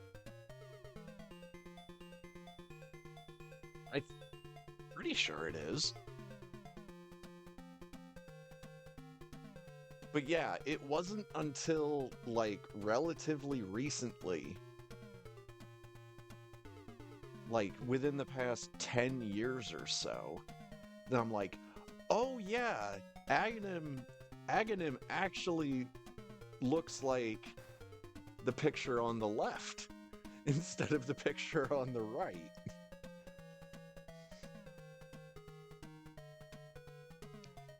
There's also a lot of, like, the enemy sprites in Final Fantasy VI that I kind of still don't see correctly.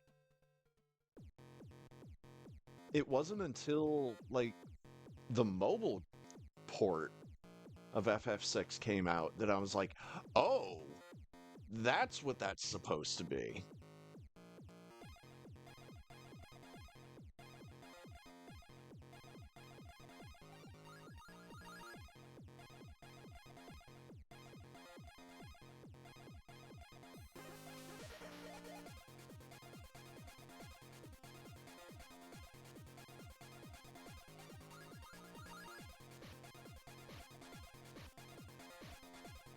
Alright. We've spent our time with Aghanim.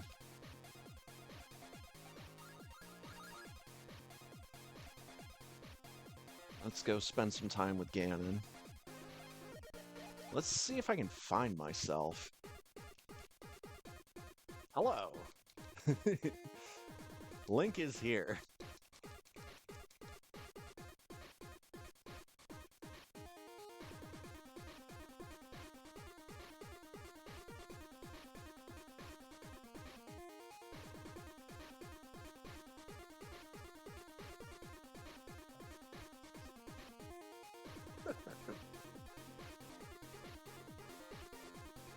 The thing I can tell you is that Exploration Glitch makes me like Link to the Past even more than I already did.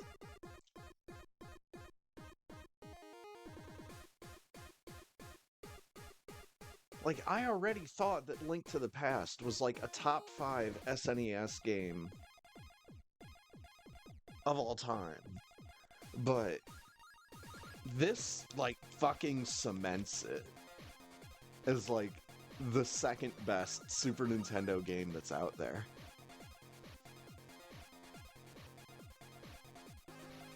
Because I will always say, much like a lot of the top 10 lists that I see on YouTube, I will always say that Super Metroid is the best Super Nintendo game in existence. And that's without me being biased. Like, yeah, I'm biased because I love the game and I play it a whole lot, but it's also one of the best video games that's ever been made.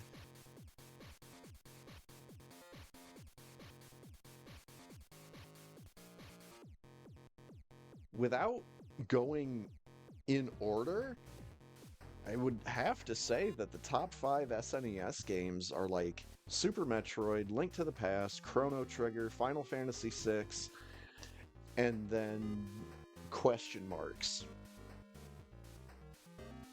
I'd have to think about what the number 5 best game is.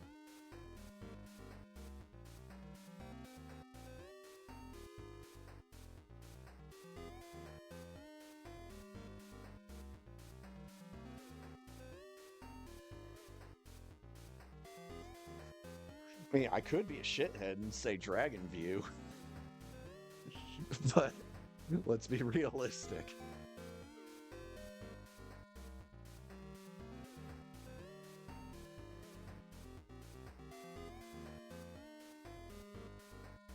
Maybe it's a peeping Tom there.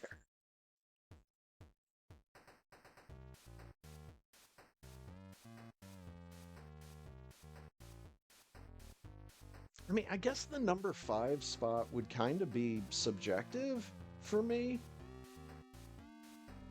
Because I'm someone that really likes Final Fantasy Mystic Quest. Do I think that Mystic Quest is one of the top 10 games on the console? No. I think that Donkey Kong Country would outrank Mystic Quest. Not on my personal list, but... And you also have to take into consideration some of like the cross-platform games like NBA Jam or Mortal Kombat.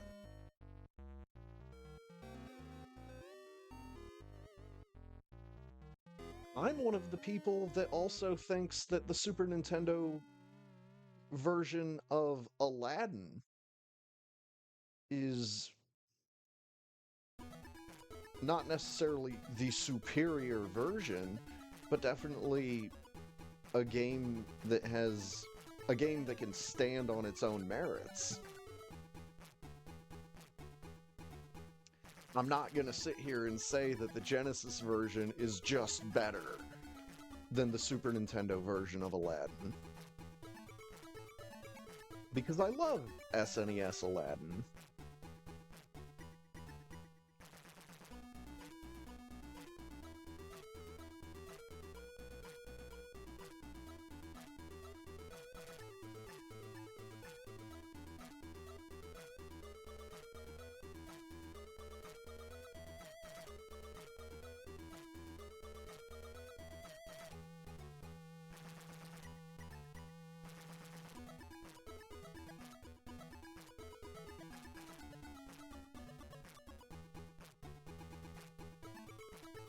There are just a lot of really, really good games on the Super Nintendo. There's also a lot of trash in the Super Nintendo library. I'm not gonna lie. There's a lot of games on the SNES library that I would not wish upon anybody.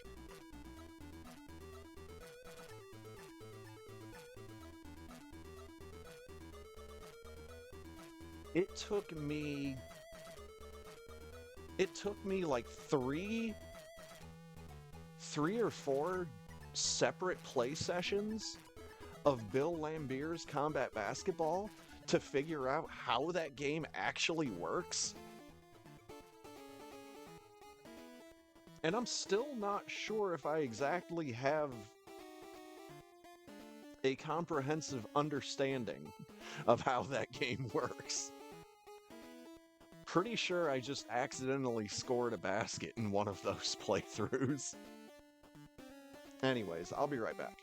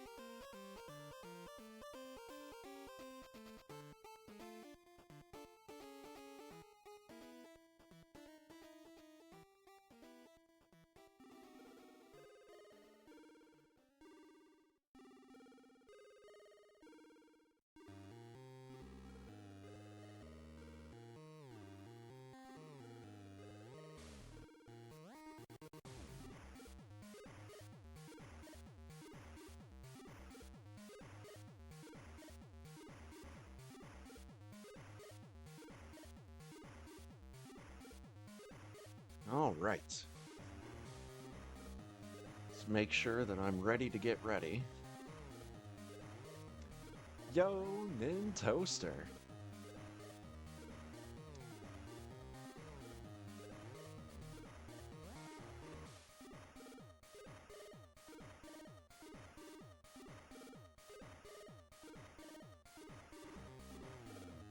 Yeah, Bill Lambert's Combat Basketball is definitely one of the NES games that I would not wish upon anyone.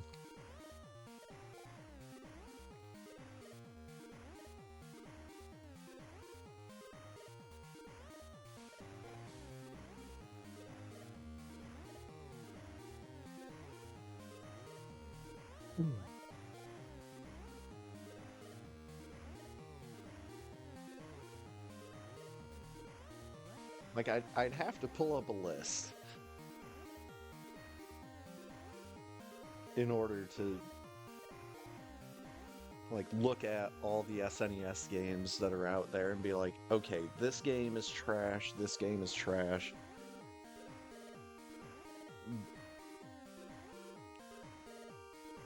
But Bill Lambert's Combat Basketball is definitely the king of trash on the Super Nintendo.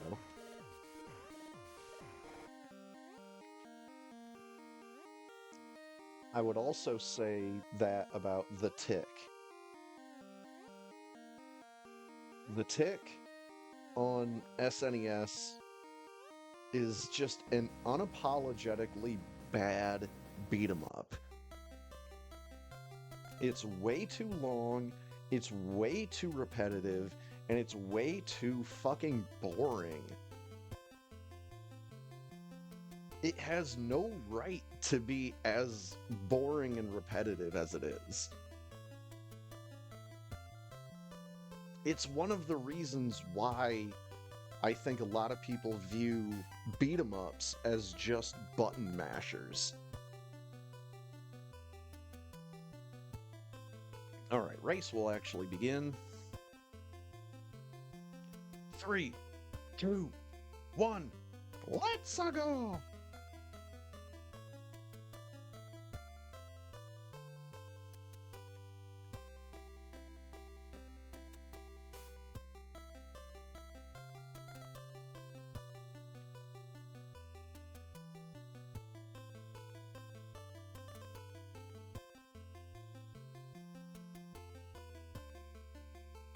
Speaking of bad Super Nintendo games,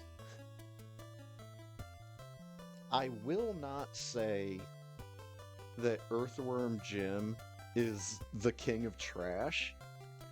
I'll just say that Earthworm Jim left way too much on the table.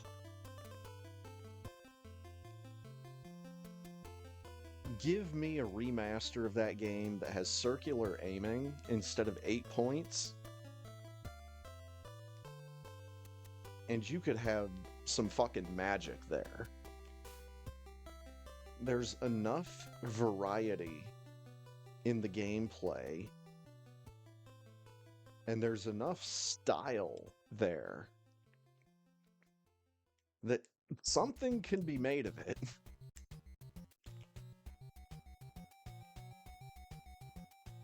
But as it stands, yeah, Earthworm Jim is another one of those games I'd point to and be like, this is how you don't do a video game.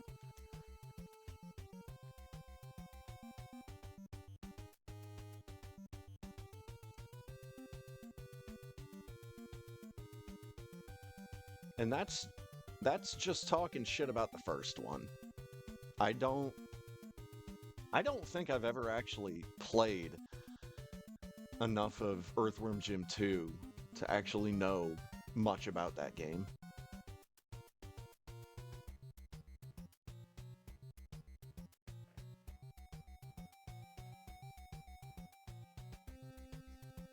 The most that I know about Earthworm Jim 2 is that that's where the sprite came from for the Super Metroid version. Like the Super Metroid Earthworm Jim sprite. Somebody lifted that from Earthworm Jim 2.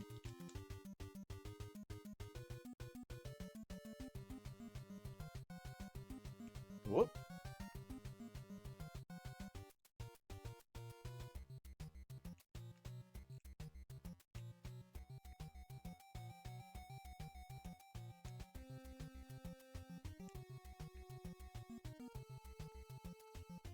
I think I need to go back to the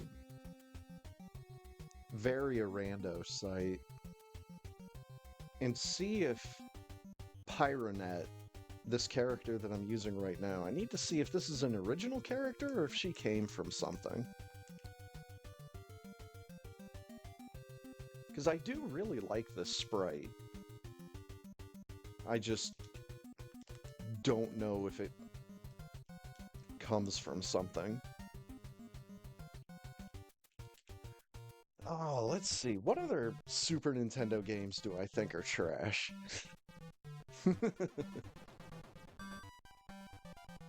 Mario's Time Machine. And it's not just because I like Mario is Missing. Mario is Missing is an unexpectedly fun game. Because I'm a fan of musical motifs, right? Music that has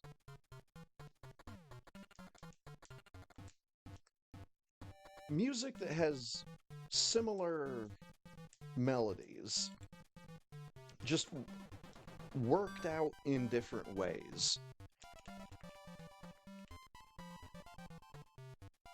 I've often mentioned that, like, the Bomberman theme is one of my favorite motifs.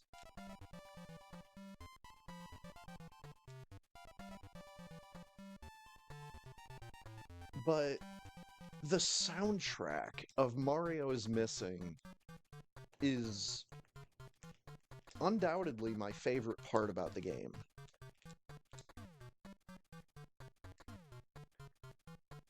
By comparison, Mario's Time Machine has one good song throughout the entirety of the game.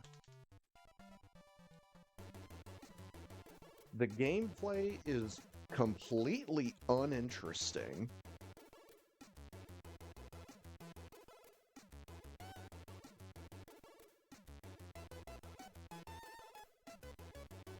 And yeah, the only positive thing to say about Mario's Time Machine is that there's one good song.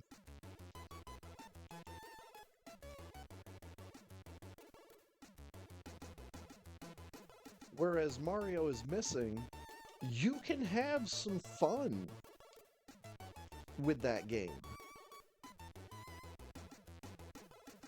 It's not just complete garbage. Mario's Time Machine, I would say, is complete garbage.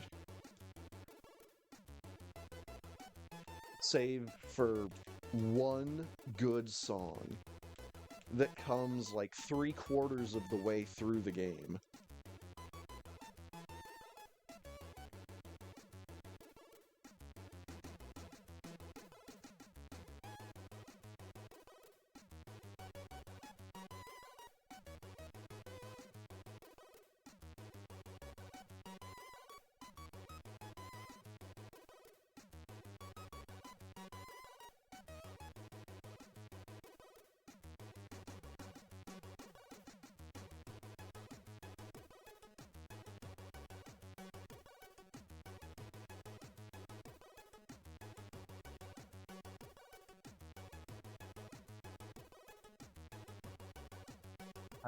I'm actually waiting to see if Nintoaster and Firebat say that they're gonna restart. Okay.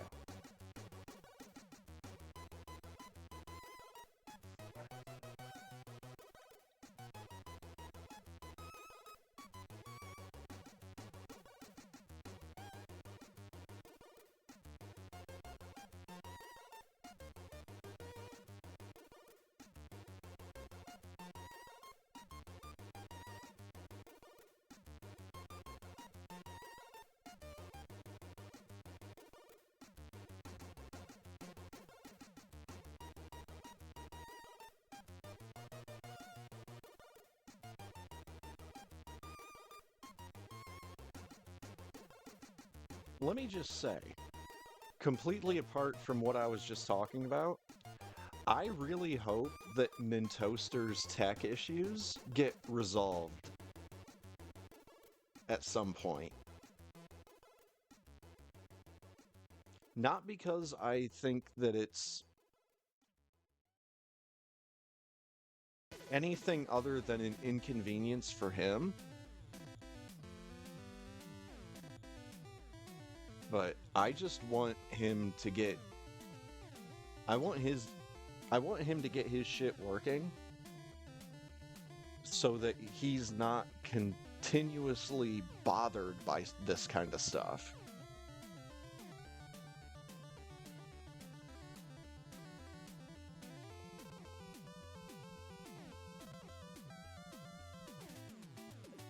What the hell is that? I accidentally hit Control B instead of Control V. It gave me some goofy looking, like, 4-spotted die?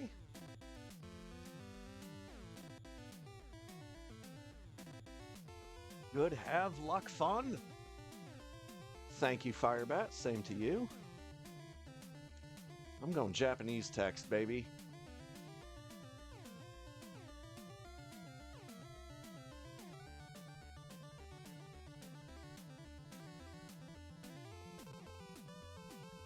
Three, 2, 1. We mean it this time.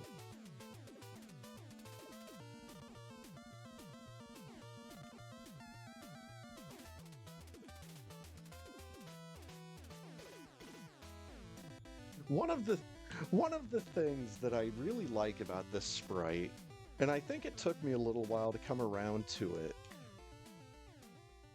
it's the same thing as the Contra Bill sprite. The falling animation, where Contra Bill will, like, kind of throw his hands up during the falling animation. This character kind of, like, kicks her leg up during the falling animation. I just think that's so cute.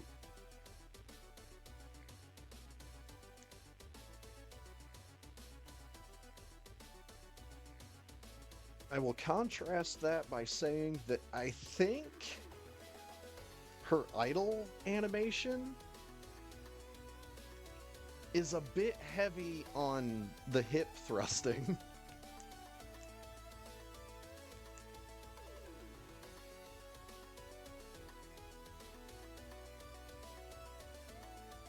I think something like that would be fine for, like, Shantae.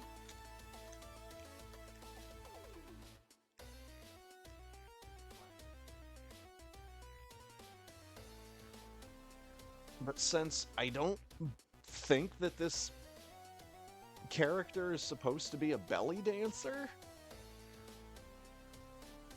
I think, like, the hip movement is just, like, a little bit much.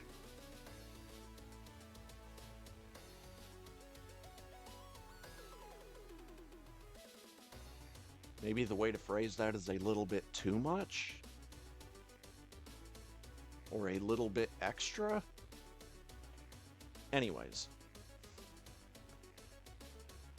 Back to thinking about garbage Super Nintendo games. Less hip shaking, more arm pumping. Right?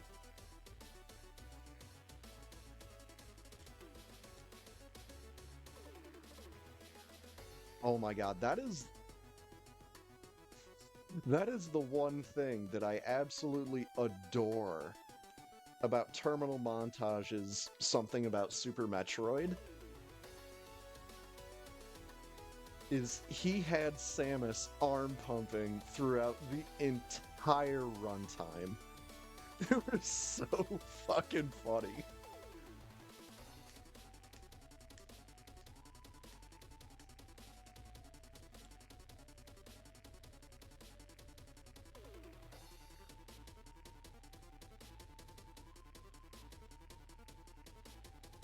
Okay.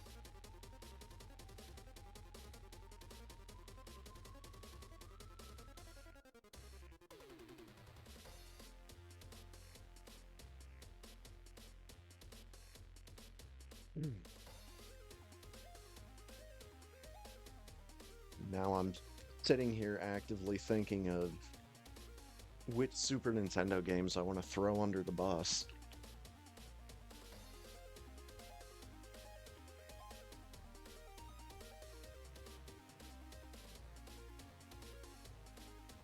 That's it's kind of the weird thing. Like I've said in the past that I think the NES has a better catalog than the Super Nintendo.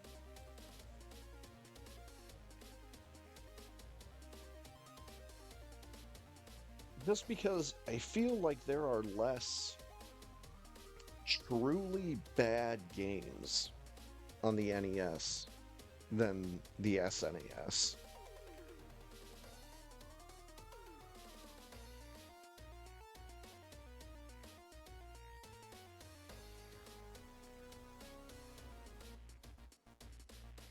But without like a list in front of me, I can't really sit here and say, you know, here are your prime examples of a shit Super Nintendo game.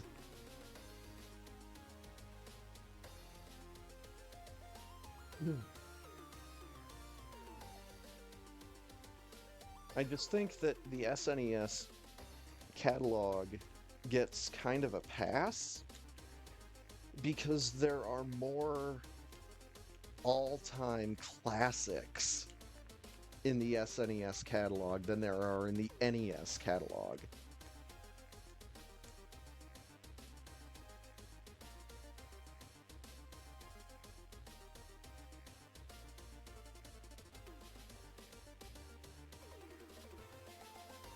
Like when I bring up the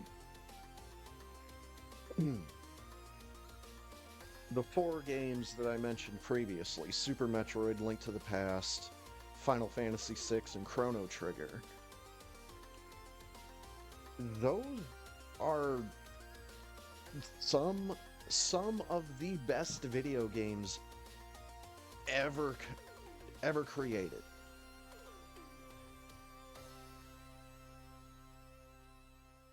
You know, how many NES games can people point to and say that those are 100% like all-time classics? There's an argument to be made for Mario 3.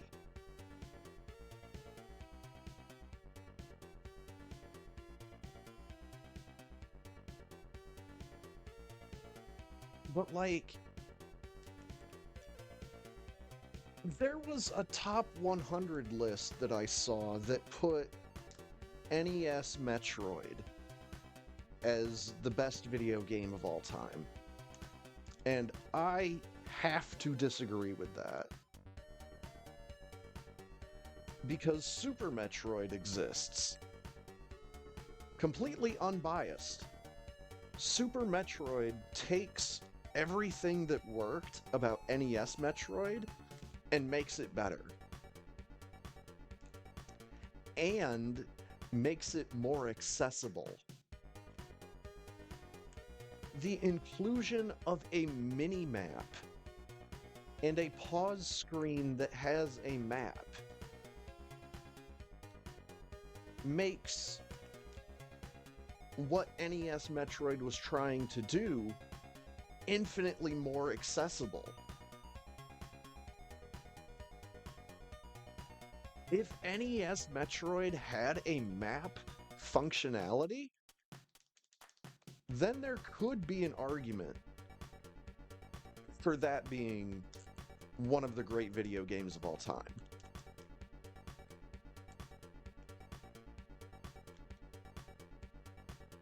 Oh, shit. Well, this run is fucked.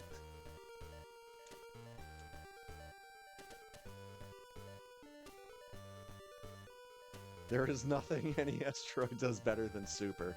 Exactly.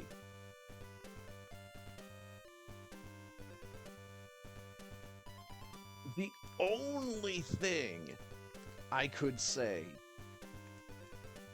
is that it is more intimidating than Super Metroid.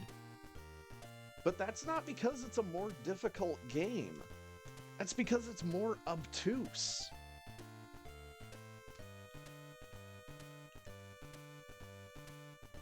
It's because it's harder to play.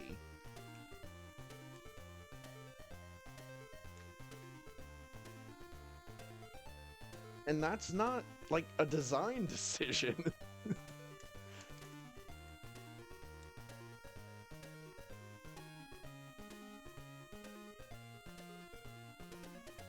What was it? Electronic Gaming Monthly, or was it Game Informer? That when they said that NES Metroid was the #1 game in their top 100, it was EGM? Yeah, I completely stopped taking them seriously. It's like, no, I'm sorry. You are completely incorrect. Oh, well, NES Metroid inspired Super Metroid. It inspired it to be better.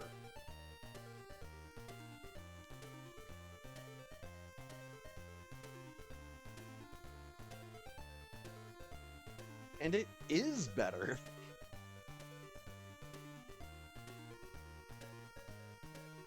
Wait, I think I misunderstood what I just read there. Then it must have been Game Informer that did a top 100 and said that NES Metroid was the best game of all time.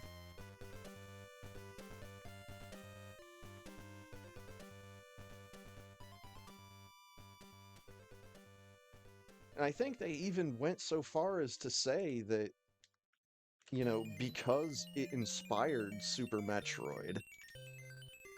Like, wait, what?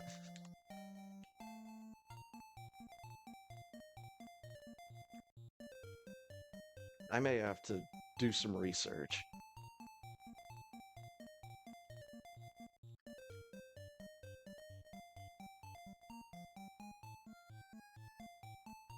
This was also a top 100 games list that did not include a single Kirby game.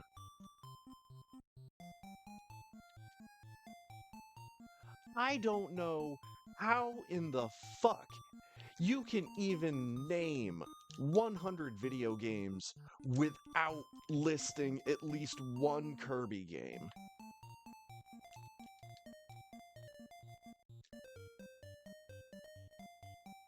They had fucking the Sydney, Australia Olympics game listed as one of the top 100 games of all time. But you're not going to throw that same kind of credit to Kirby Superstar? I'm sorry, but just on sprite work alone, Kirby Superstar is one of the top 100 video games of all time. Because the sprite work in that game is mwah, chef's kiss.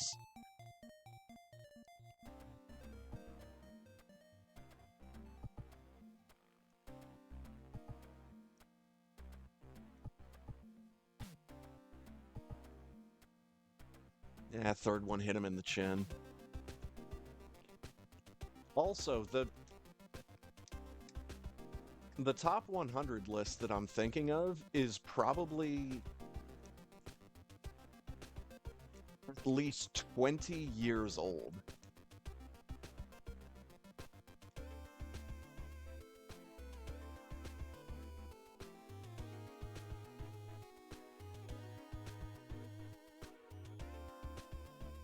Because, yeah, I'm trying to remember the covers of the magazines were like, they were like all white except for the sprite work from some of the games that were in like the top 10. So you had like an NES Metroid Samus sprite, you had sprites from like Final Fantasy VI.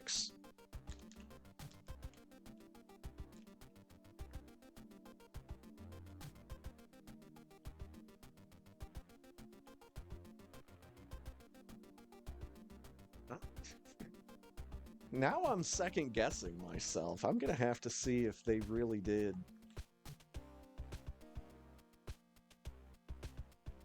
say that NES Metroid was the #1 game of all time.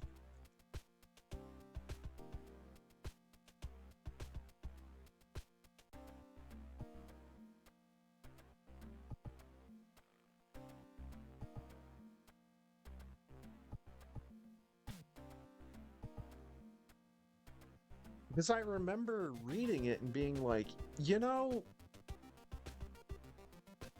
I don't agree, but it's not the most wrong opinion that I've ever heard.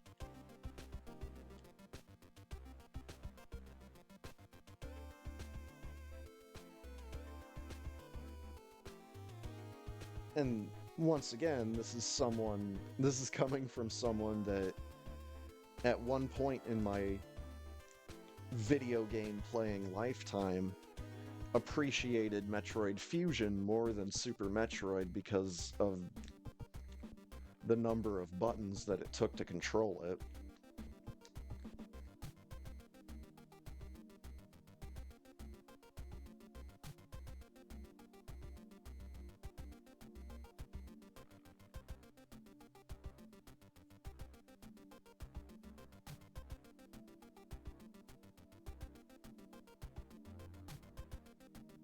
But back to the important point, how do you make a top 100 video games of all time list and not include a single Kirby game?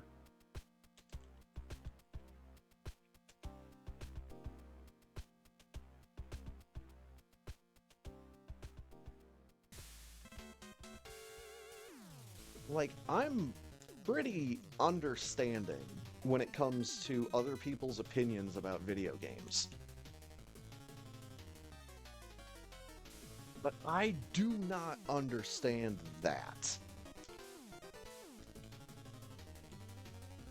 How someone can make a top 100 video games of all time list and not include a single Kirby game.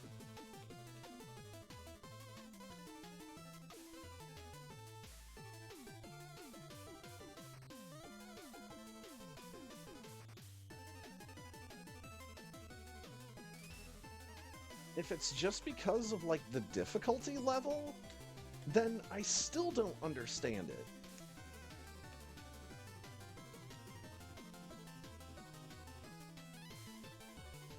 Again, this was a list. The list I'm thinking of included the Sydney, Australia year 2000 Olympics video game on the Dreamcast. Which, I'm sorry, but like every single Olympics-related video game is completely forgettable.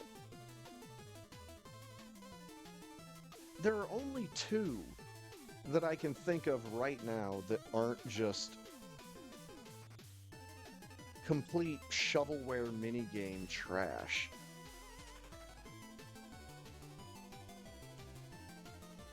And they're not exactly great in their own regards. That's Mario and Sonic at the Olympic Games, and then, was it Izzy and the Quest for the Olympic Rings? And that's more just for novelty.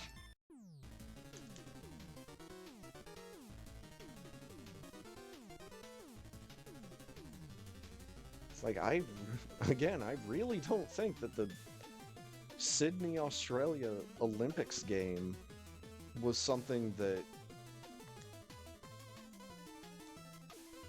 was either that popular or, like, should be considered as one of the greatest games of all time. Which makes me think that it was just a bad time for whichever magazine it was to be making a top 100 list.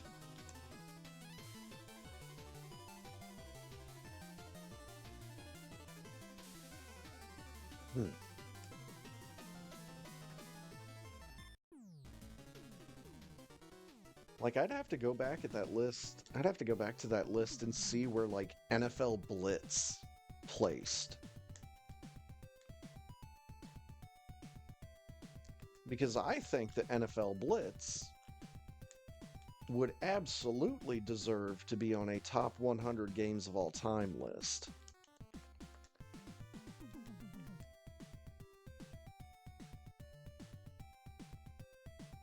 For the fun factor, the fun factor and the success factor.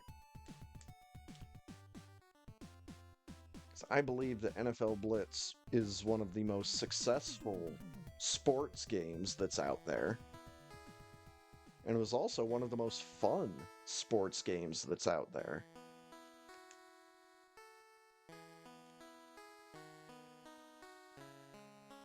This might have to be like a future intermission segment where I just take a look at this old top 100 list and be like, okay, these guys are either A, full of shit, or B, just making this list at a very inappropriate time in gaming history.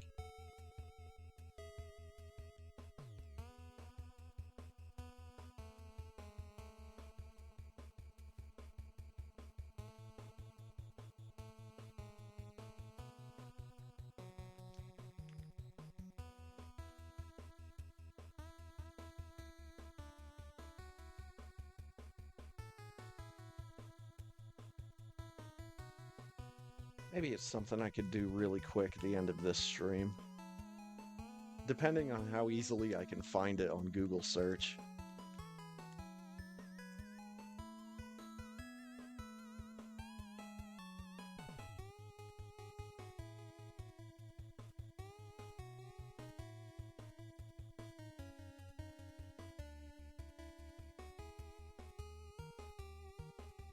If I can find the list that I'm thinking of extremely easily, then yeah, I'll run through it at the end of the stream here.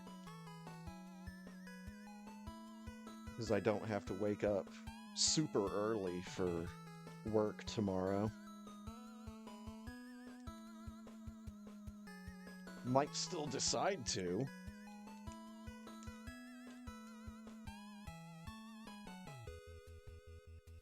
But that's the great thing.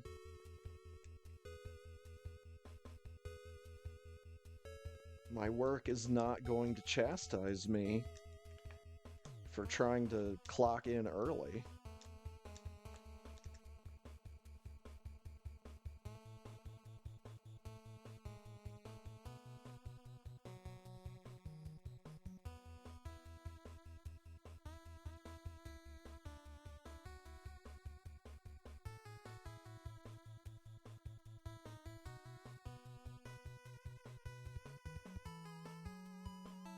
That's because you're doing work. Now, I'm doing work with air quotes around the word work.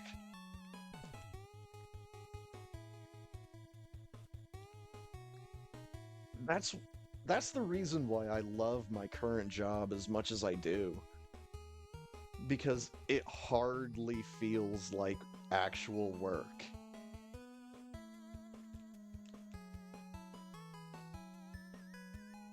And that's primarily because of the age that I am. Because I used to unload trucks for less than $6 an hour. Now I'm being paid more than $15 an hour to walk around the store.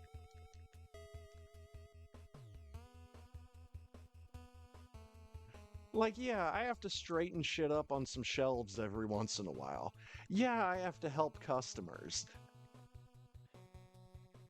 But I'm not unloading a truck for fucking less than $6 an hour. So I've got really good perspective on my current circumstance. That's the ceiling, honey.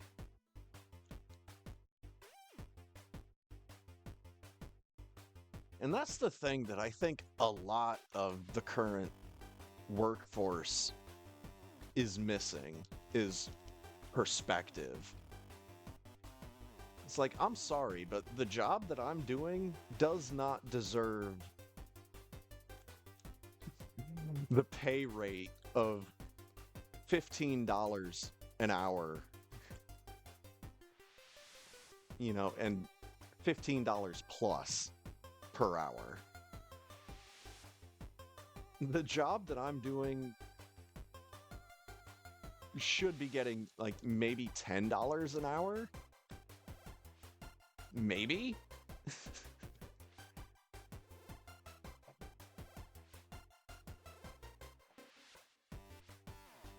But again, it's the perspective that I have, where I have done much more difficult jobs for much less money.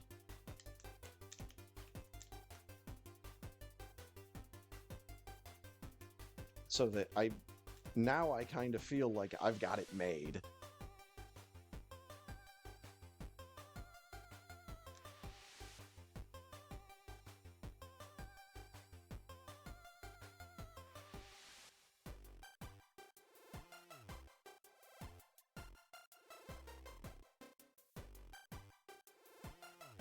And that's a sentiment that I have relayed to my management team, where it's like, you guys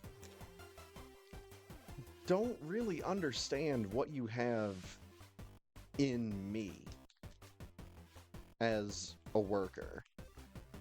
Like, you have someone that is ready, willing, and able to do everything that you're asking of them.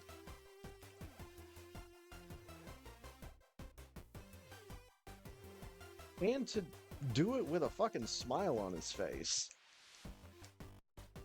Because I've had much more difficult jobs with much less of a payoff.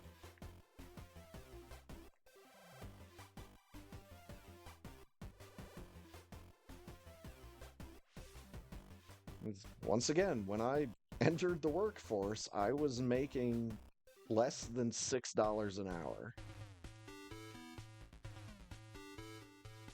And now I'm making more than $15 an hour. And yeah, inflation is a son of a bitch.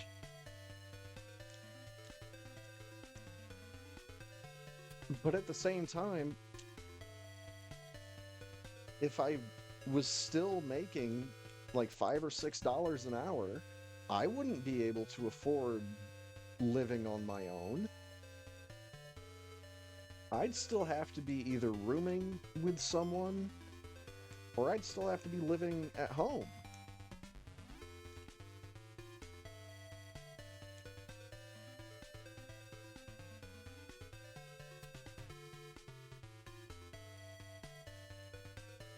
So I'm thankful for what I've got, but at the same time, it's like, you guys, like, modern people in the workforce don't know how good they have it when it comes to like menial manual labor / retail positions.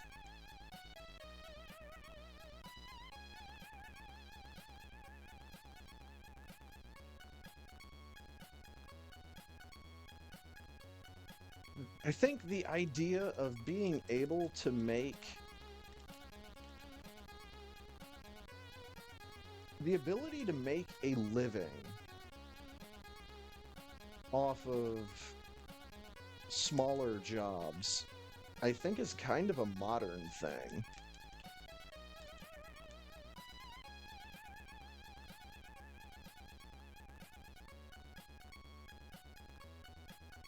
Not Attic Spark.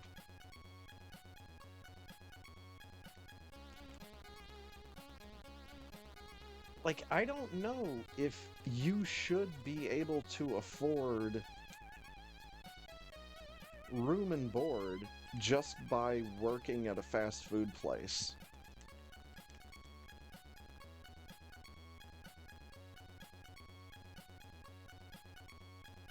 Because I don't see working at a fast food place as something that someone would want to do for more than just like a couple months. But there are apparently people out there that have worked at fast food joints for fucking years.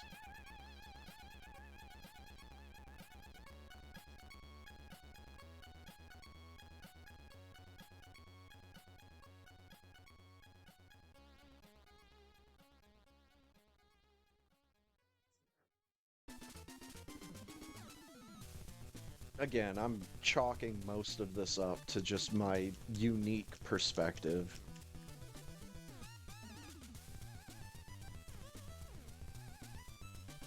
And I am definitely not saying that it is a necessarily objectively correct perspective. I'm just saying it's what I'm working with.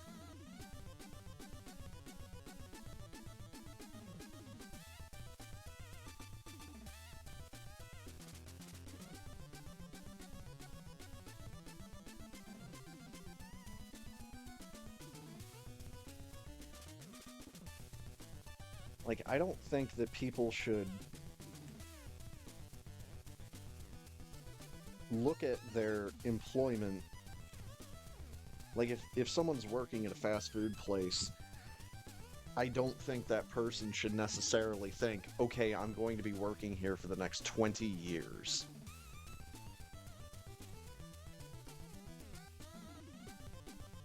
I think that something like fast food should be looked at as kind of like a transitional job.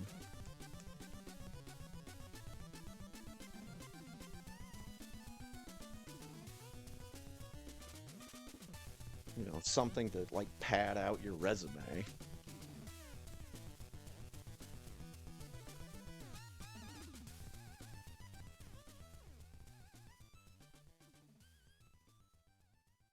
But you know, I also understand that there's people out there that have that same feeling about retail. It's like, oh, you know, you should only look at a job in retail as something that's transitional.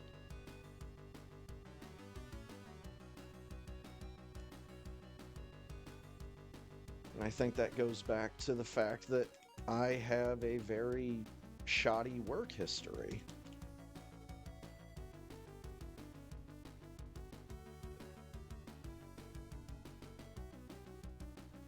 And, you know, the only place that wanted to hire me was the biggest retailer that's out there. Because I got stuck in that bullshit trap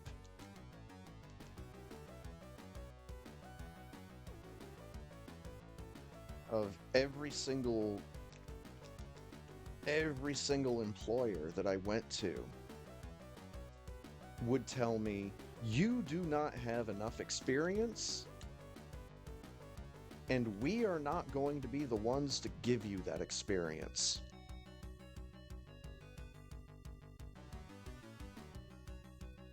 Which is the absolute worst trap to fall into when you're looking for a job.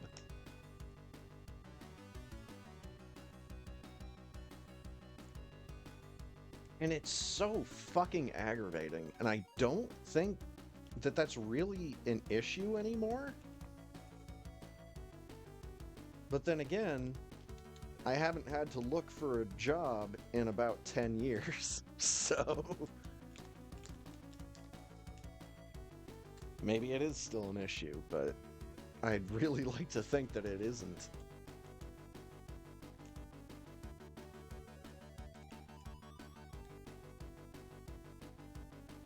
I mean, like, entry-level retail positions saying, I'm sorry, you don't have enough experience. That's bullshit.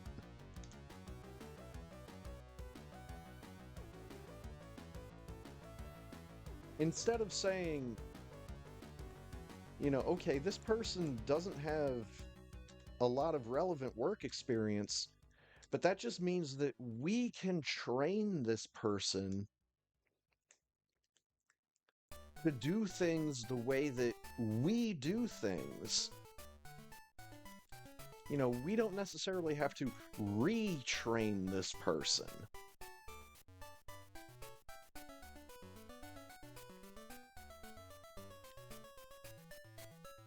But then again, the one thing I always tell my coworkers is this is retail. Nothing we do makes sense.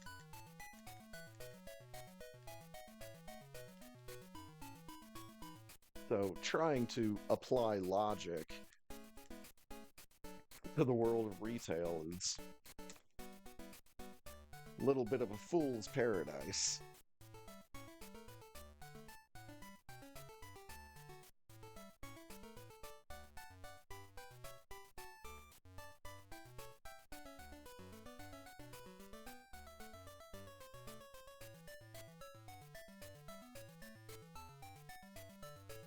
Kind of like how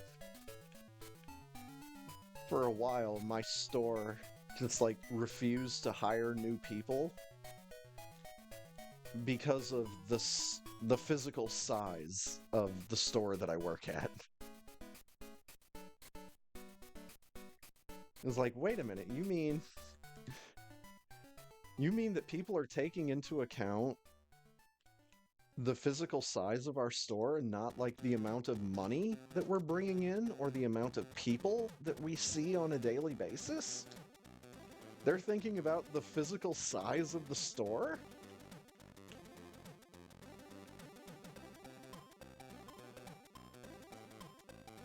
So, I try not to think too hard about that kind of stuff because I know that I don't understand it, and I know that it doesn't make sense.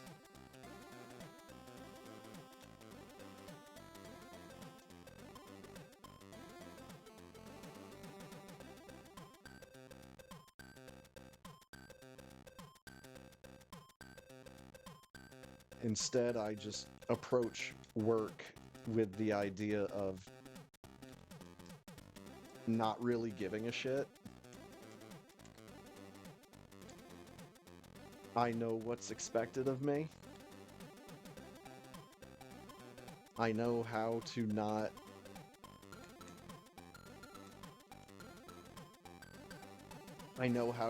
piss off my management team.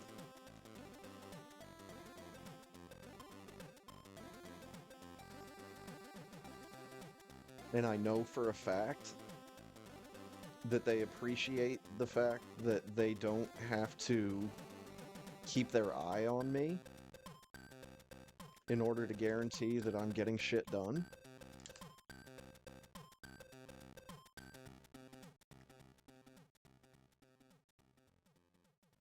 And I also know that by doing work-related tasks that are already expected of me, it makes my day go by so much quicker. Which is why I don't understand, like, the people that just want to stand around talking to each other. Maybe it's my antisocial tendencies, but it's like, if I had to stand around and talk to someone for an entire day, it would feel like 1,000 years.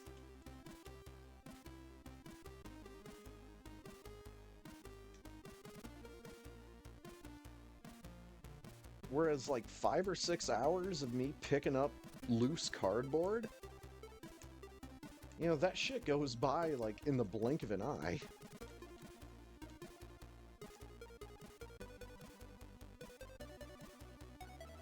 It's one of those things where I tell myself on the drive into work, it's like, dude, before you know it, you're gonna be back at home. Next thing you know, you're just gonna be right back at home looking for something on YouTube to watch.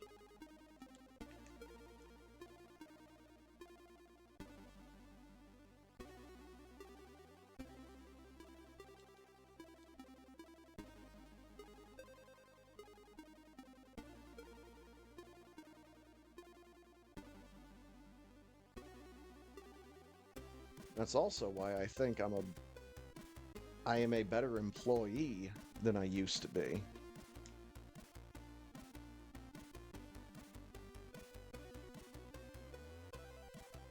Because I have lived the life where, you know, you've got bills that are due in a couple weeks and you don't have a job. That feeling sucks. Knowing that you've got to rely on family and friends to help your ass out.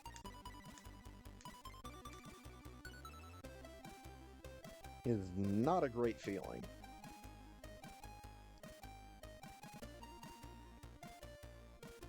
Being able to subsist and survive on your own is kind of like all I wanted for the longest fucking time.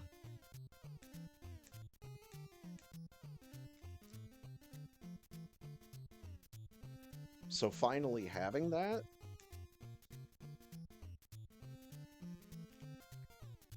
again, is one of those things that kind of makes me feel like I've got it made.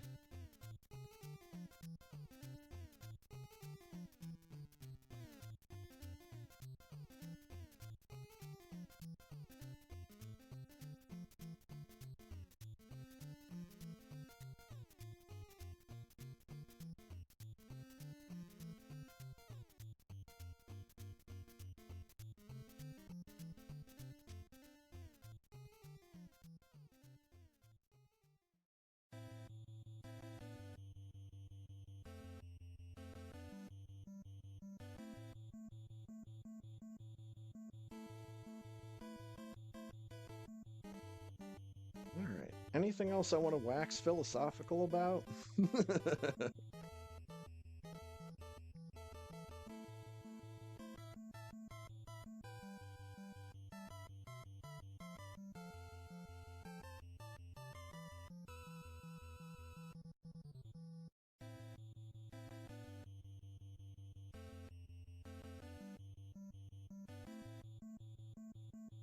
Not really.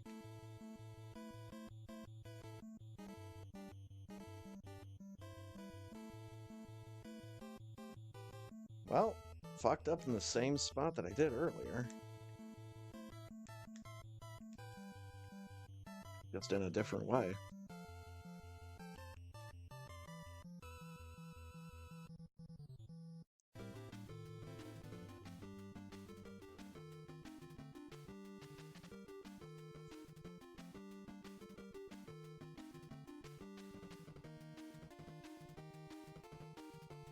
I guess the one other thing I can say about my job is it's the only time when I've ever felt like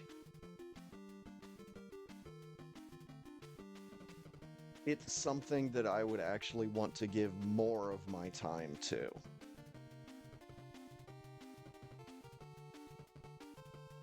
You know, where I'd actually want to go in early.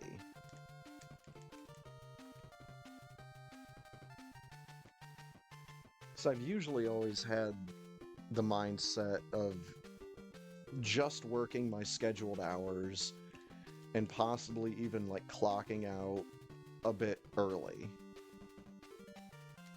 so that I'm not working as long.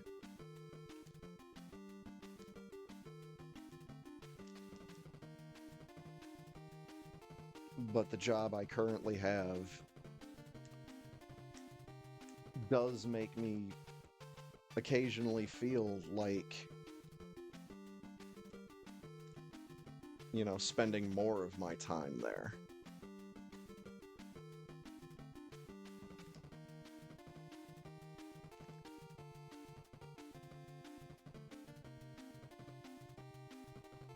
And I would like to think that that's the kind of mindset that most employers would want their employees to have. It's like, we want you to spend more of your time here, and we want you to want to spend more of your time here.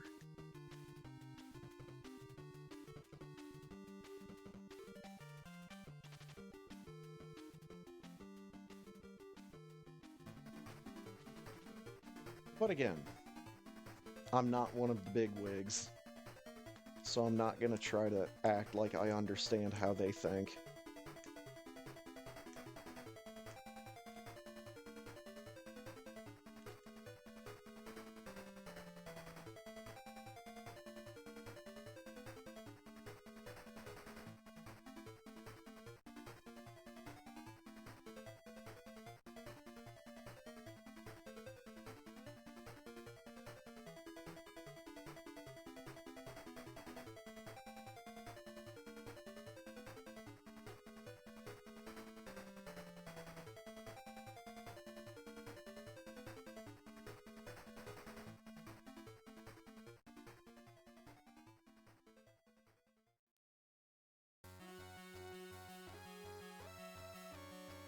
And in a hard subject change, I think the fact that this character's morph ball is a cat has a lot to do with why I like this sprite.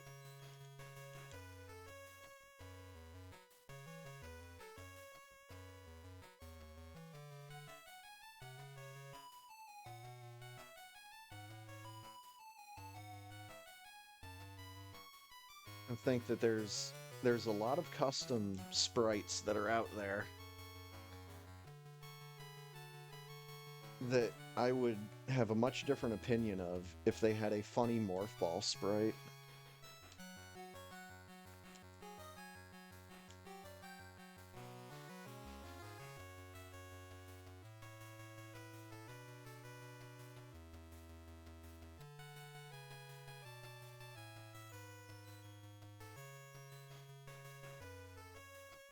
Woo!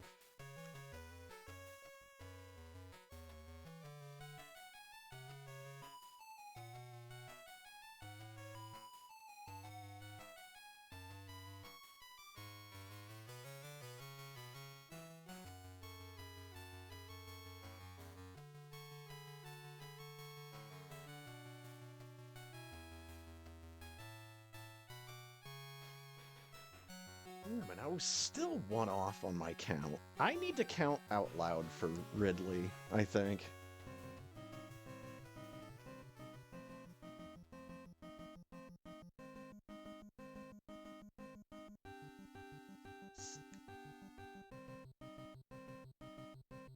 Counting to 20 in my head is apparently much harder than I think it is.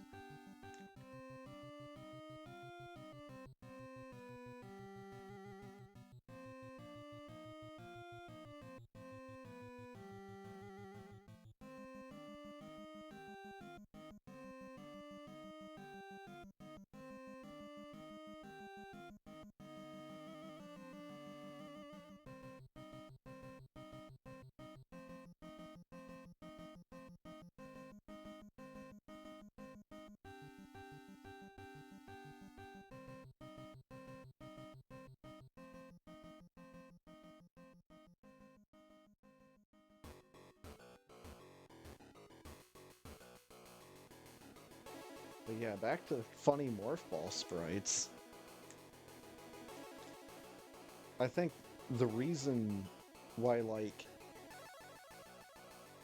I like the Mega Man X sprite as much as I do. I consider it to be an S tier sprite. A lot of that has to do with the fact that you turn into a Met tool for morph ball, and it's so well animated. It's one of my favorite custom morph balls.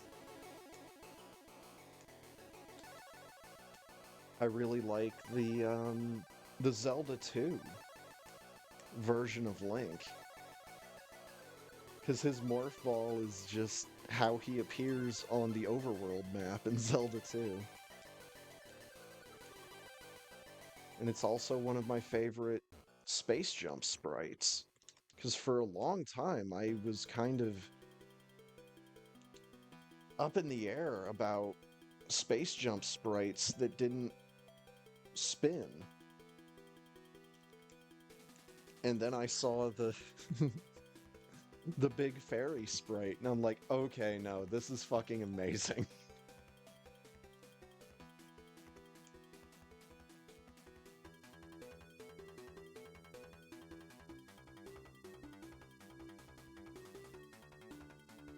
All that said, I still have yet to actually commit the time to making my 3rd edition of the sprite tier list.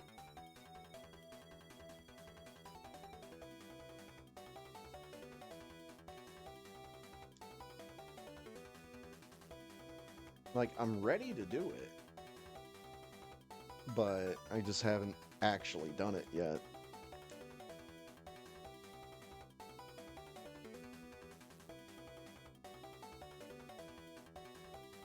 Nice spin jump.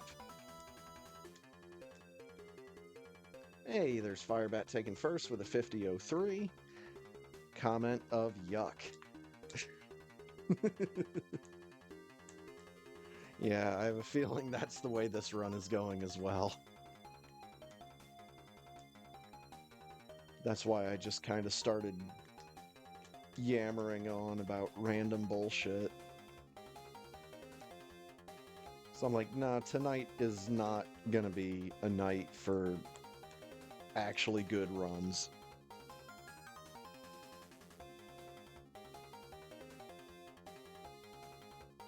So let's at least talk about shit that will keep me occupied for the runtime.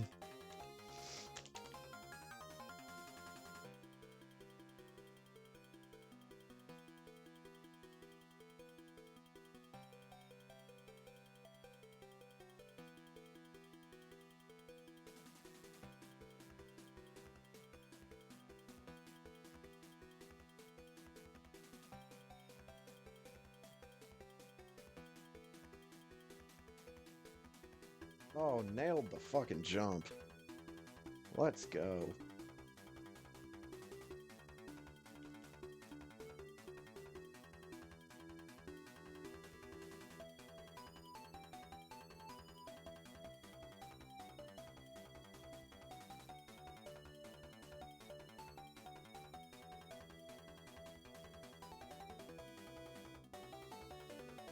Oh, there we go. And we have the goofy shading on Kraid and Kraid and Dragon again.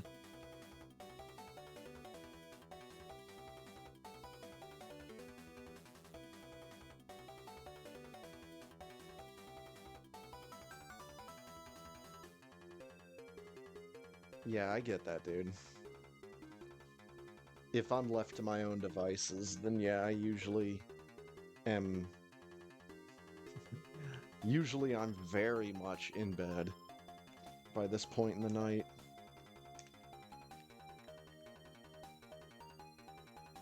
And even if I'm not, I'm still, like, fucking waking up at, like, 6 or 7 a.m.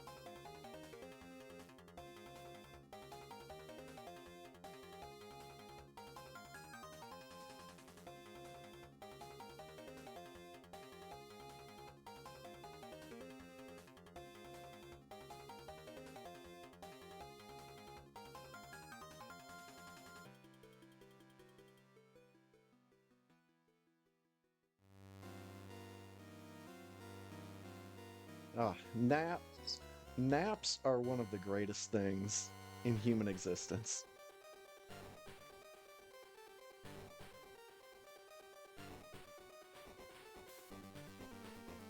Love being able to just go to sleep for a couple hours and then wake up. And, okay, well, now it's time for me to do this.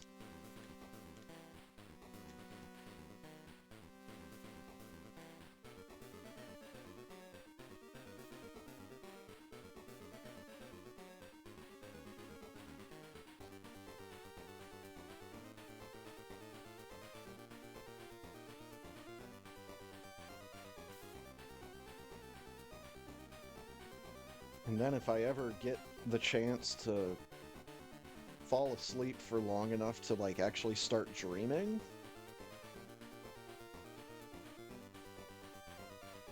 oh boy, I will refer back to one of my recent Stardew Valley streams with Ponk, where I talked about some of the dreams I've been having recently. It's fucking out there, man.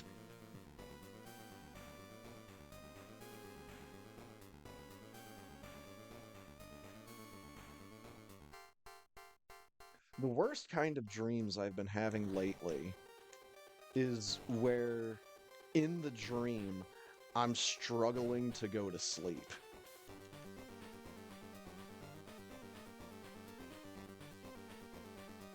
Because then it just does all sorts of fuckery with my head.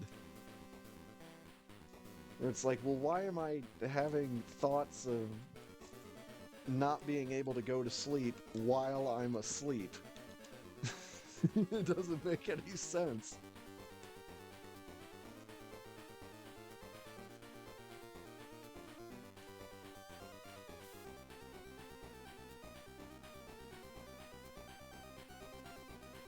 I guess the one dream I can go on about for a second, because it's kind of a simple premise, was the dream I had recently where I brought home a full-sized alligator without really thinking about what I was doing.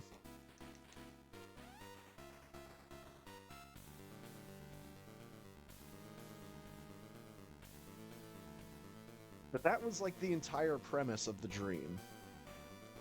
Was I brought home a full-sized fucking alligator.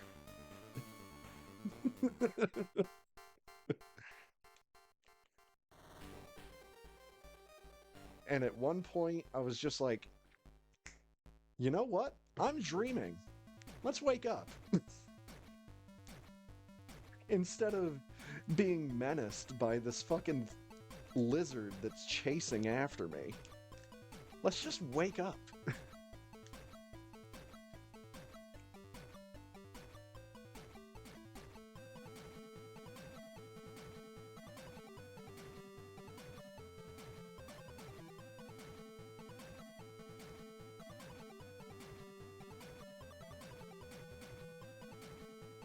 But then there are other dreams I have where I'm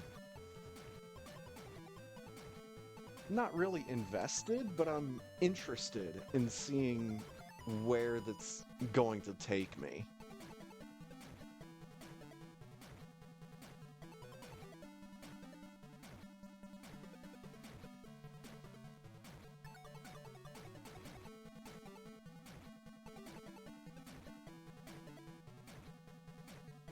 Or like the dreams where I figure out I can breathe underwater, or I know how to fly.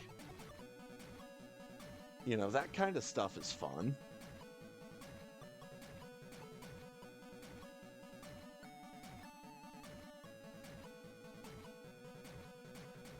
But like the dreams where I'm getting angry at the music that I'm listening to, where like I put on some music as I'm going to bed, and in my dream I'm finding that I can't go to sleep because the neighbors are playing their music too loud. And it's just the music that I'm already listening to.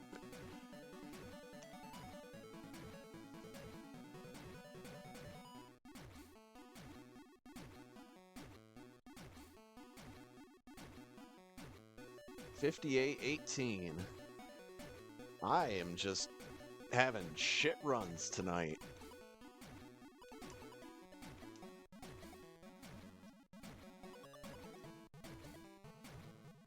And that's why I'm just kind of talking about random shit. I think the game heard me talking shit about how I can just be completely out of it and still cut the one.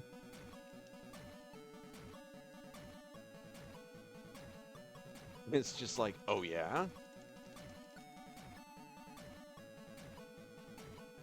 We'll see about that, Tard Muffin.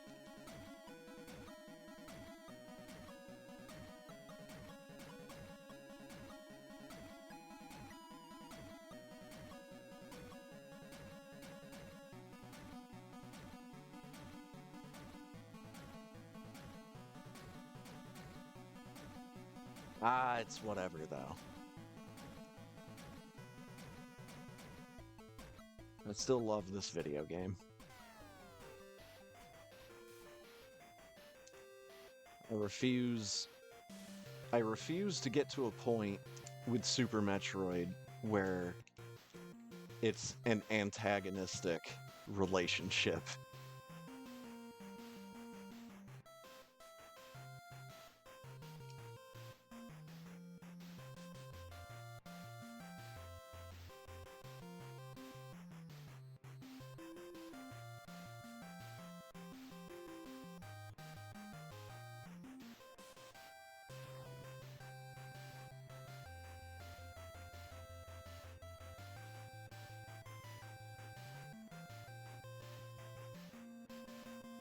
Ugh.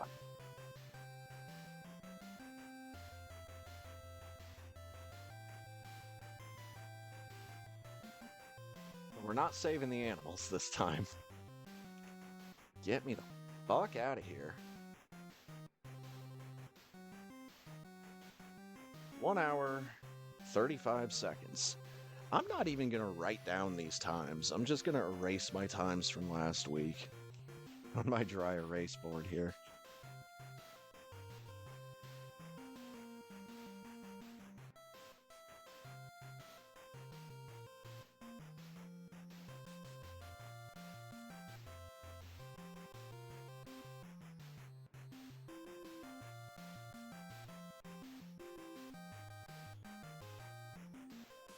Dude, just hit enter, not shift enter. What the fuck?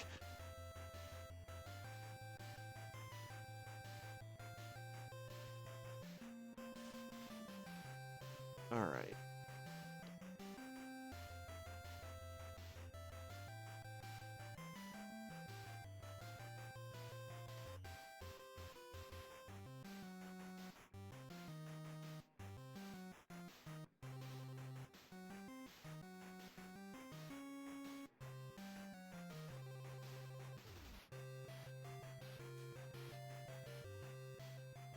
Okay, this is not the EGM Top 100 that I remember.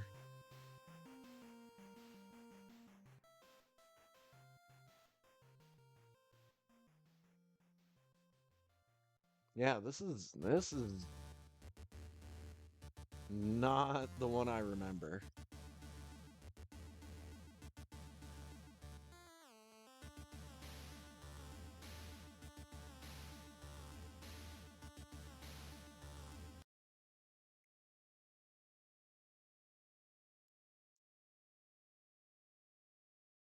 Oh, come on, Rainwave, stick with me.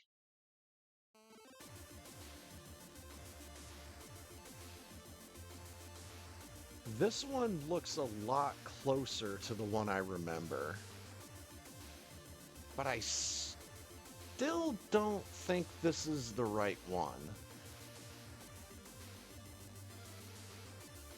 I mean, it does have Super Metroid at number 1, so I can't really argue. The top 5 being Super Metroid, Tetris, Link to the Past, Castlevania Symphony of the Night, and Mario 64. But I don't know. I don't remember this as being the one that I remember.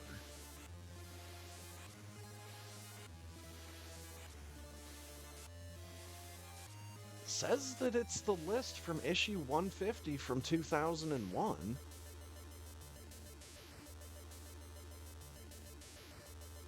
The list that I remember wasn't done in 2001, though.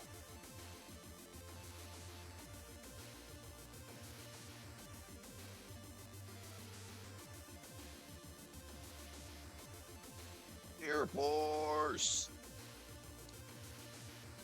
the list that I remember came out like later in that decade. Maybe it was Game Informer.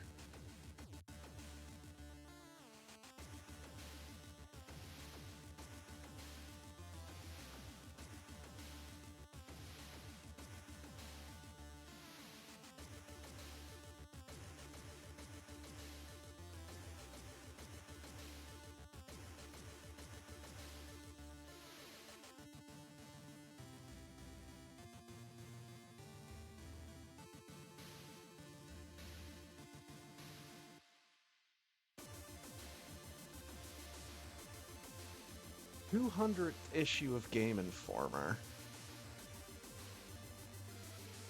To me, that sounds like it might be the one that I'm thinking of. Because we've got a top 5 of Legend of Zelda, Super Mario Bros., Tetris, Grand Theft Auto 3, and Half-Life 2. And Doom at number 6 and Metroid at number 7. And World of Warcraft at number 11. This sounds like it might be a bit closer to the list that I was talking about.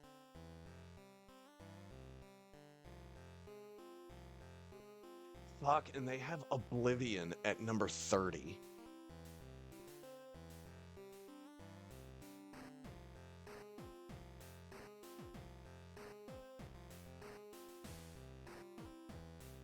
Let's see if they have that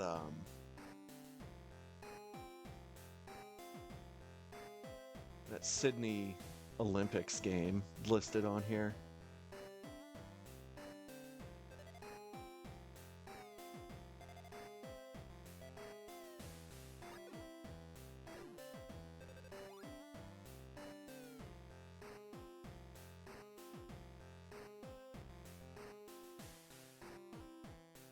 Fuck everything. They have NHL 09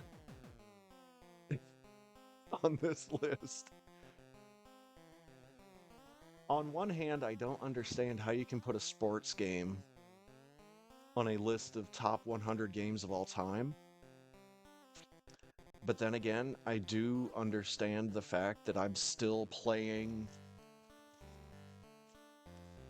What is it? Madden 09? NBA Live 2004? I'm still playing those games, but that's because there have been mechanical changes in those games that make future entries in the series ones that I'm not necessarily interested in.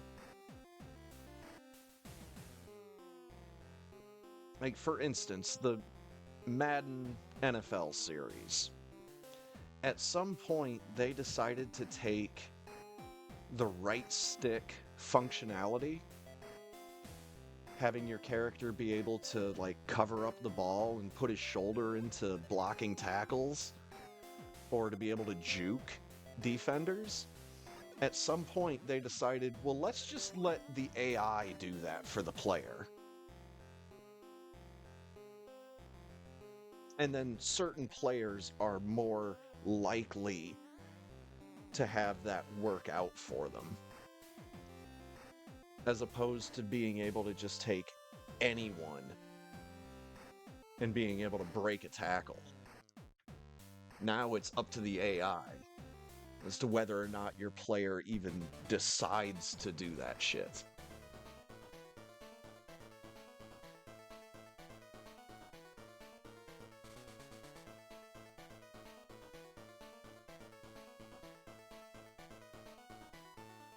Anyways, I have yammered on about enough fucking nonsense tonight. But we did in fact do it. But I'm not going to play it for that long because I did not have very many good things happen to me during these runs.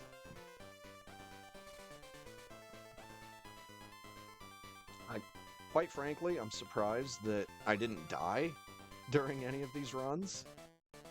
But we did, in fact, did it.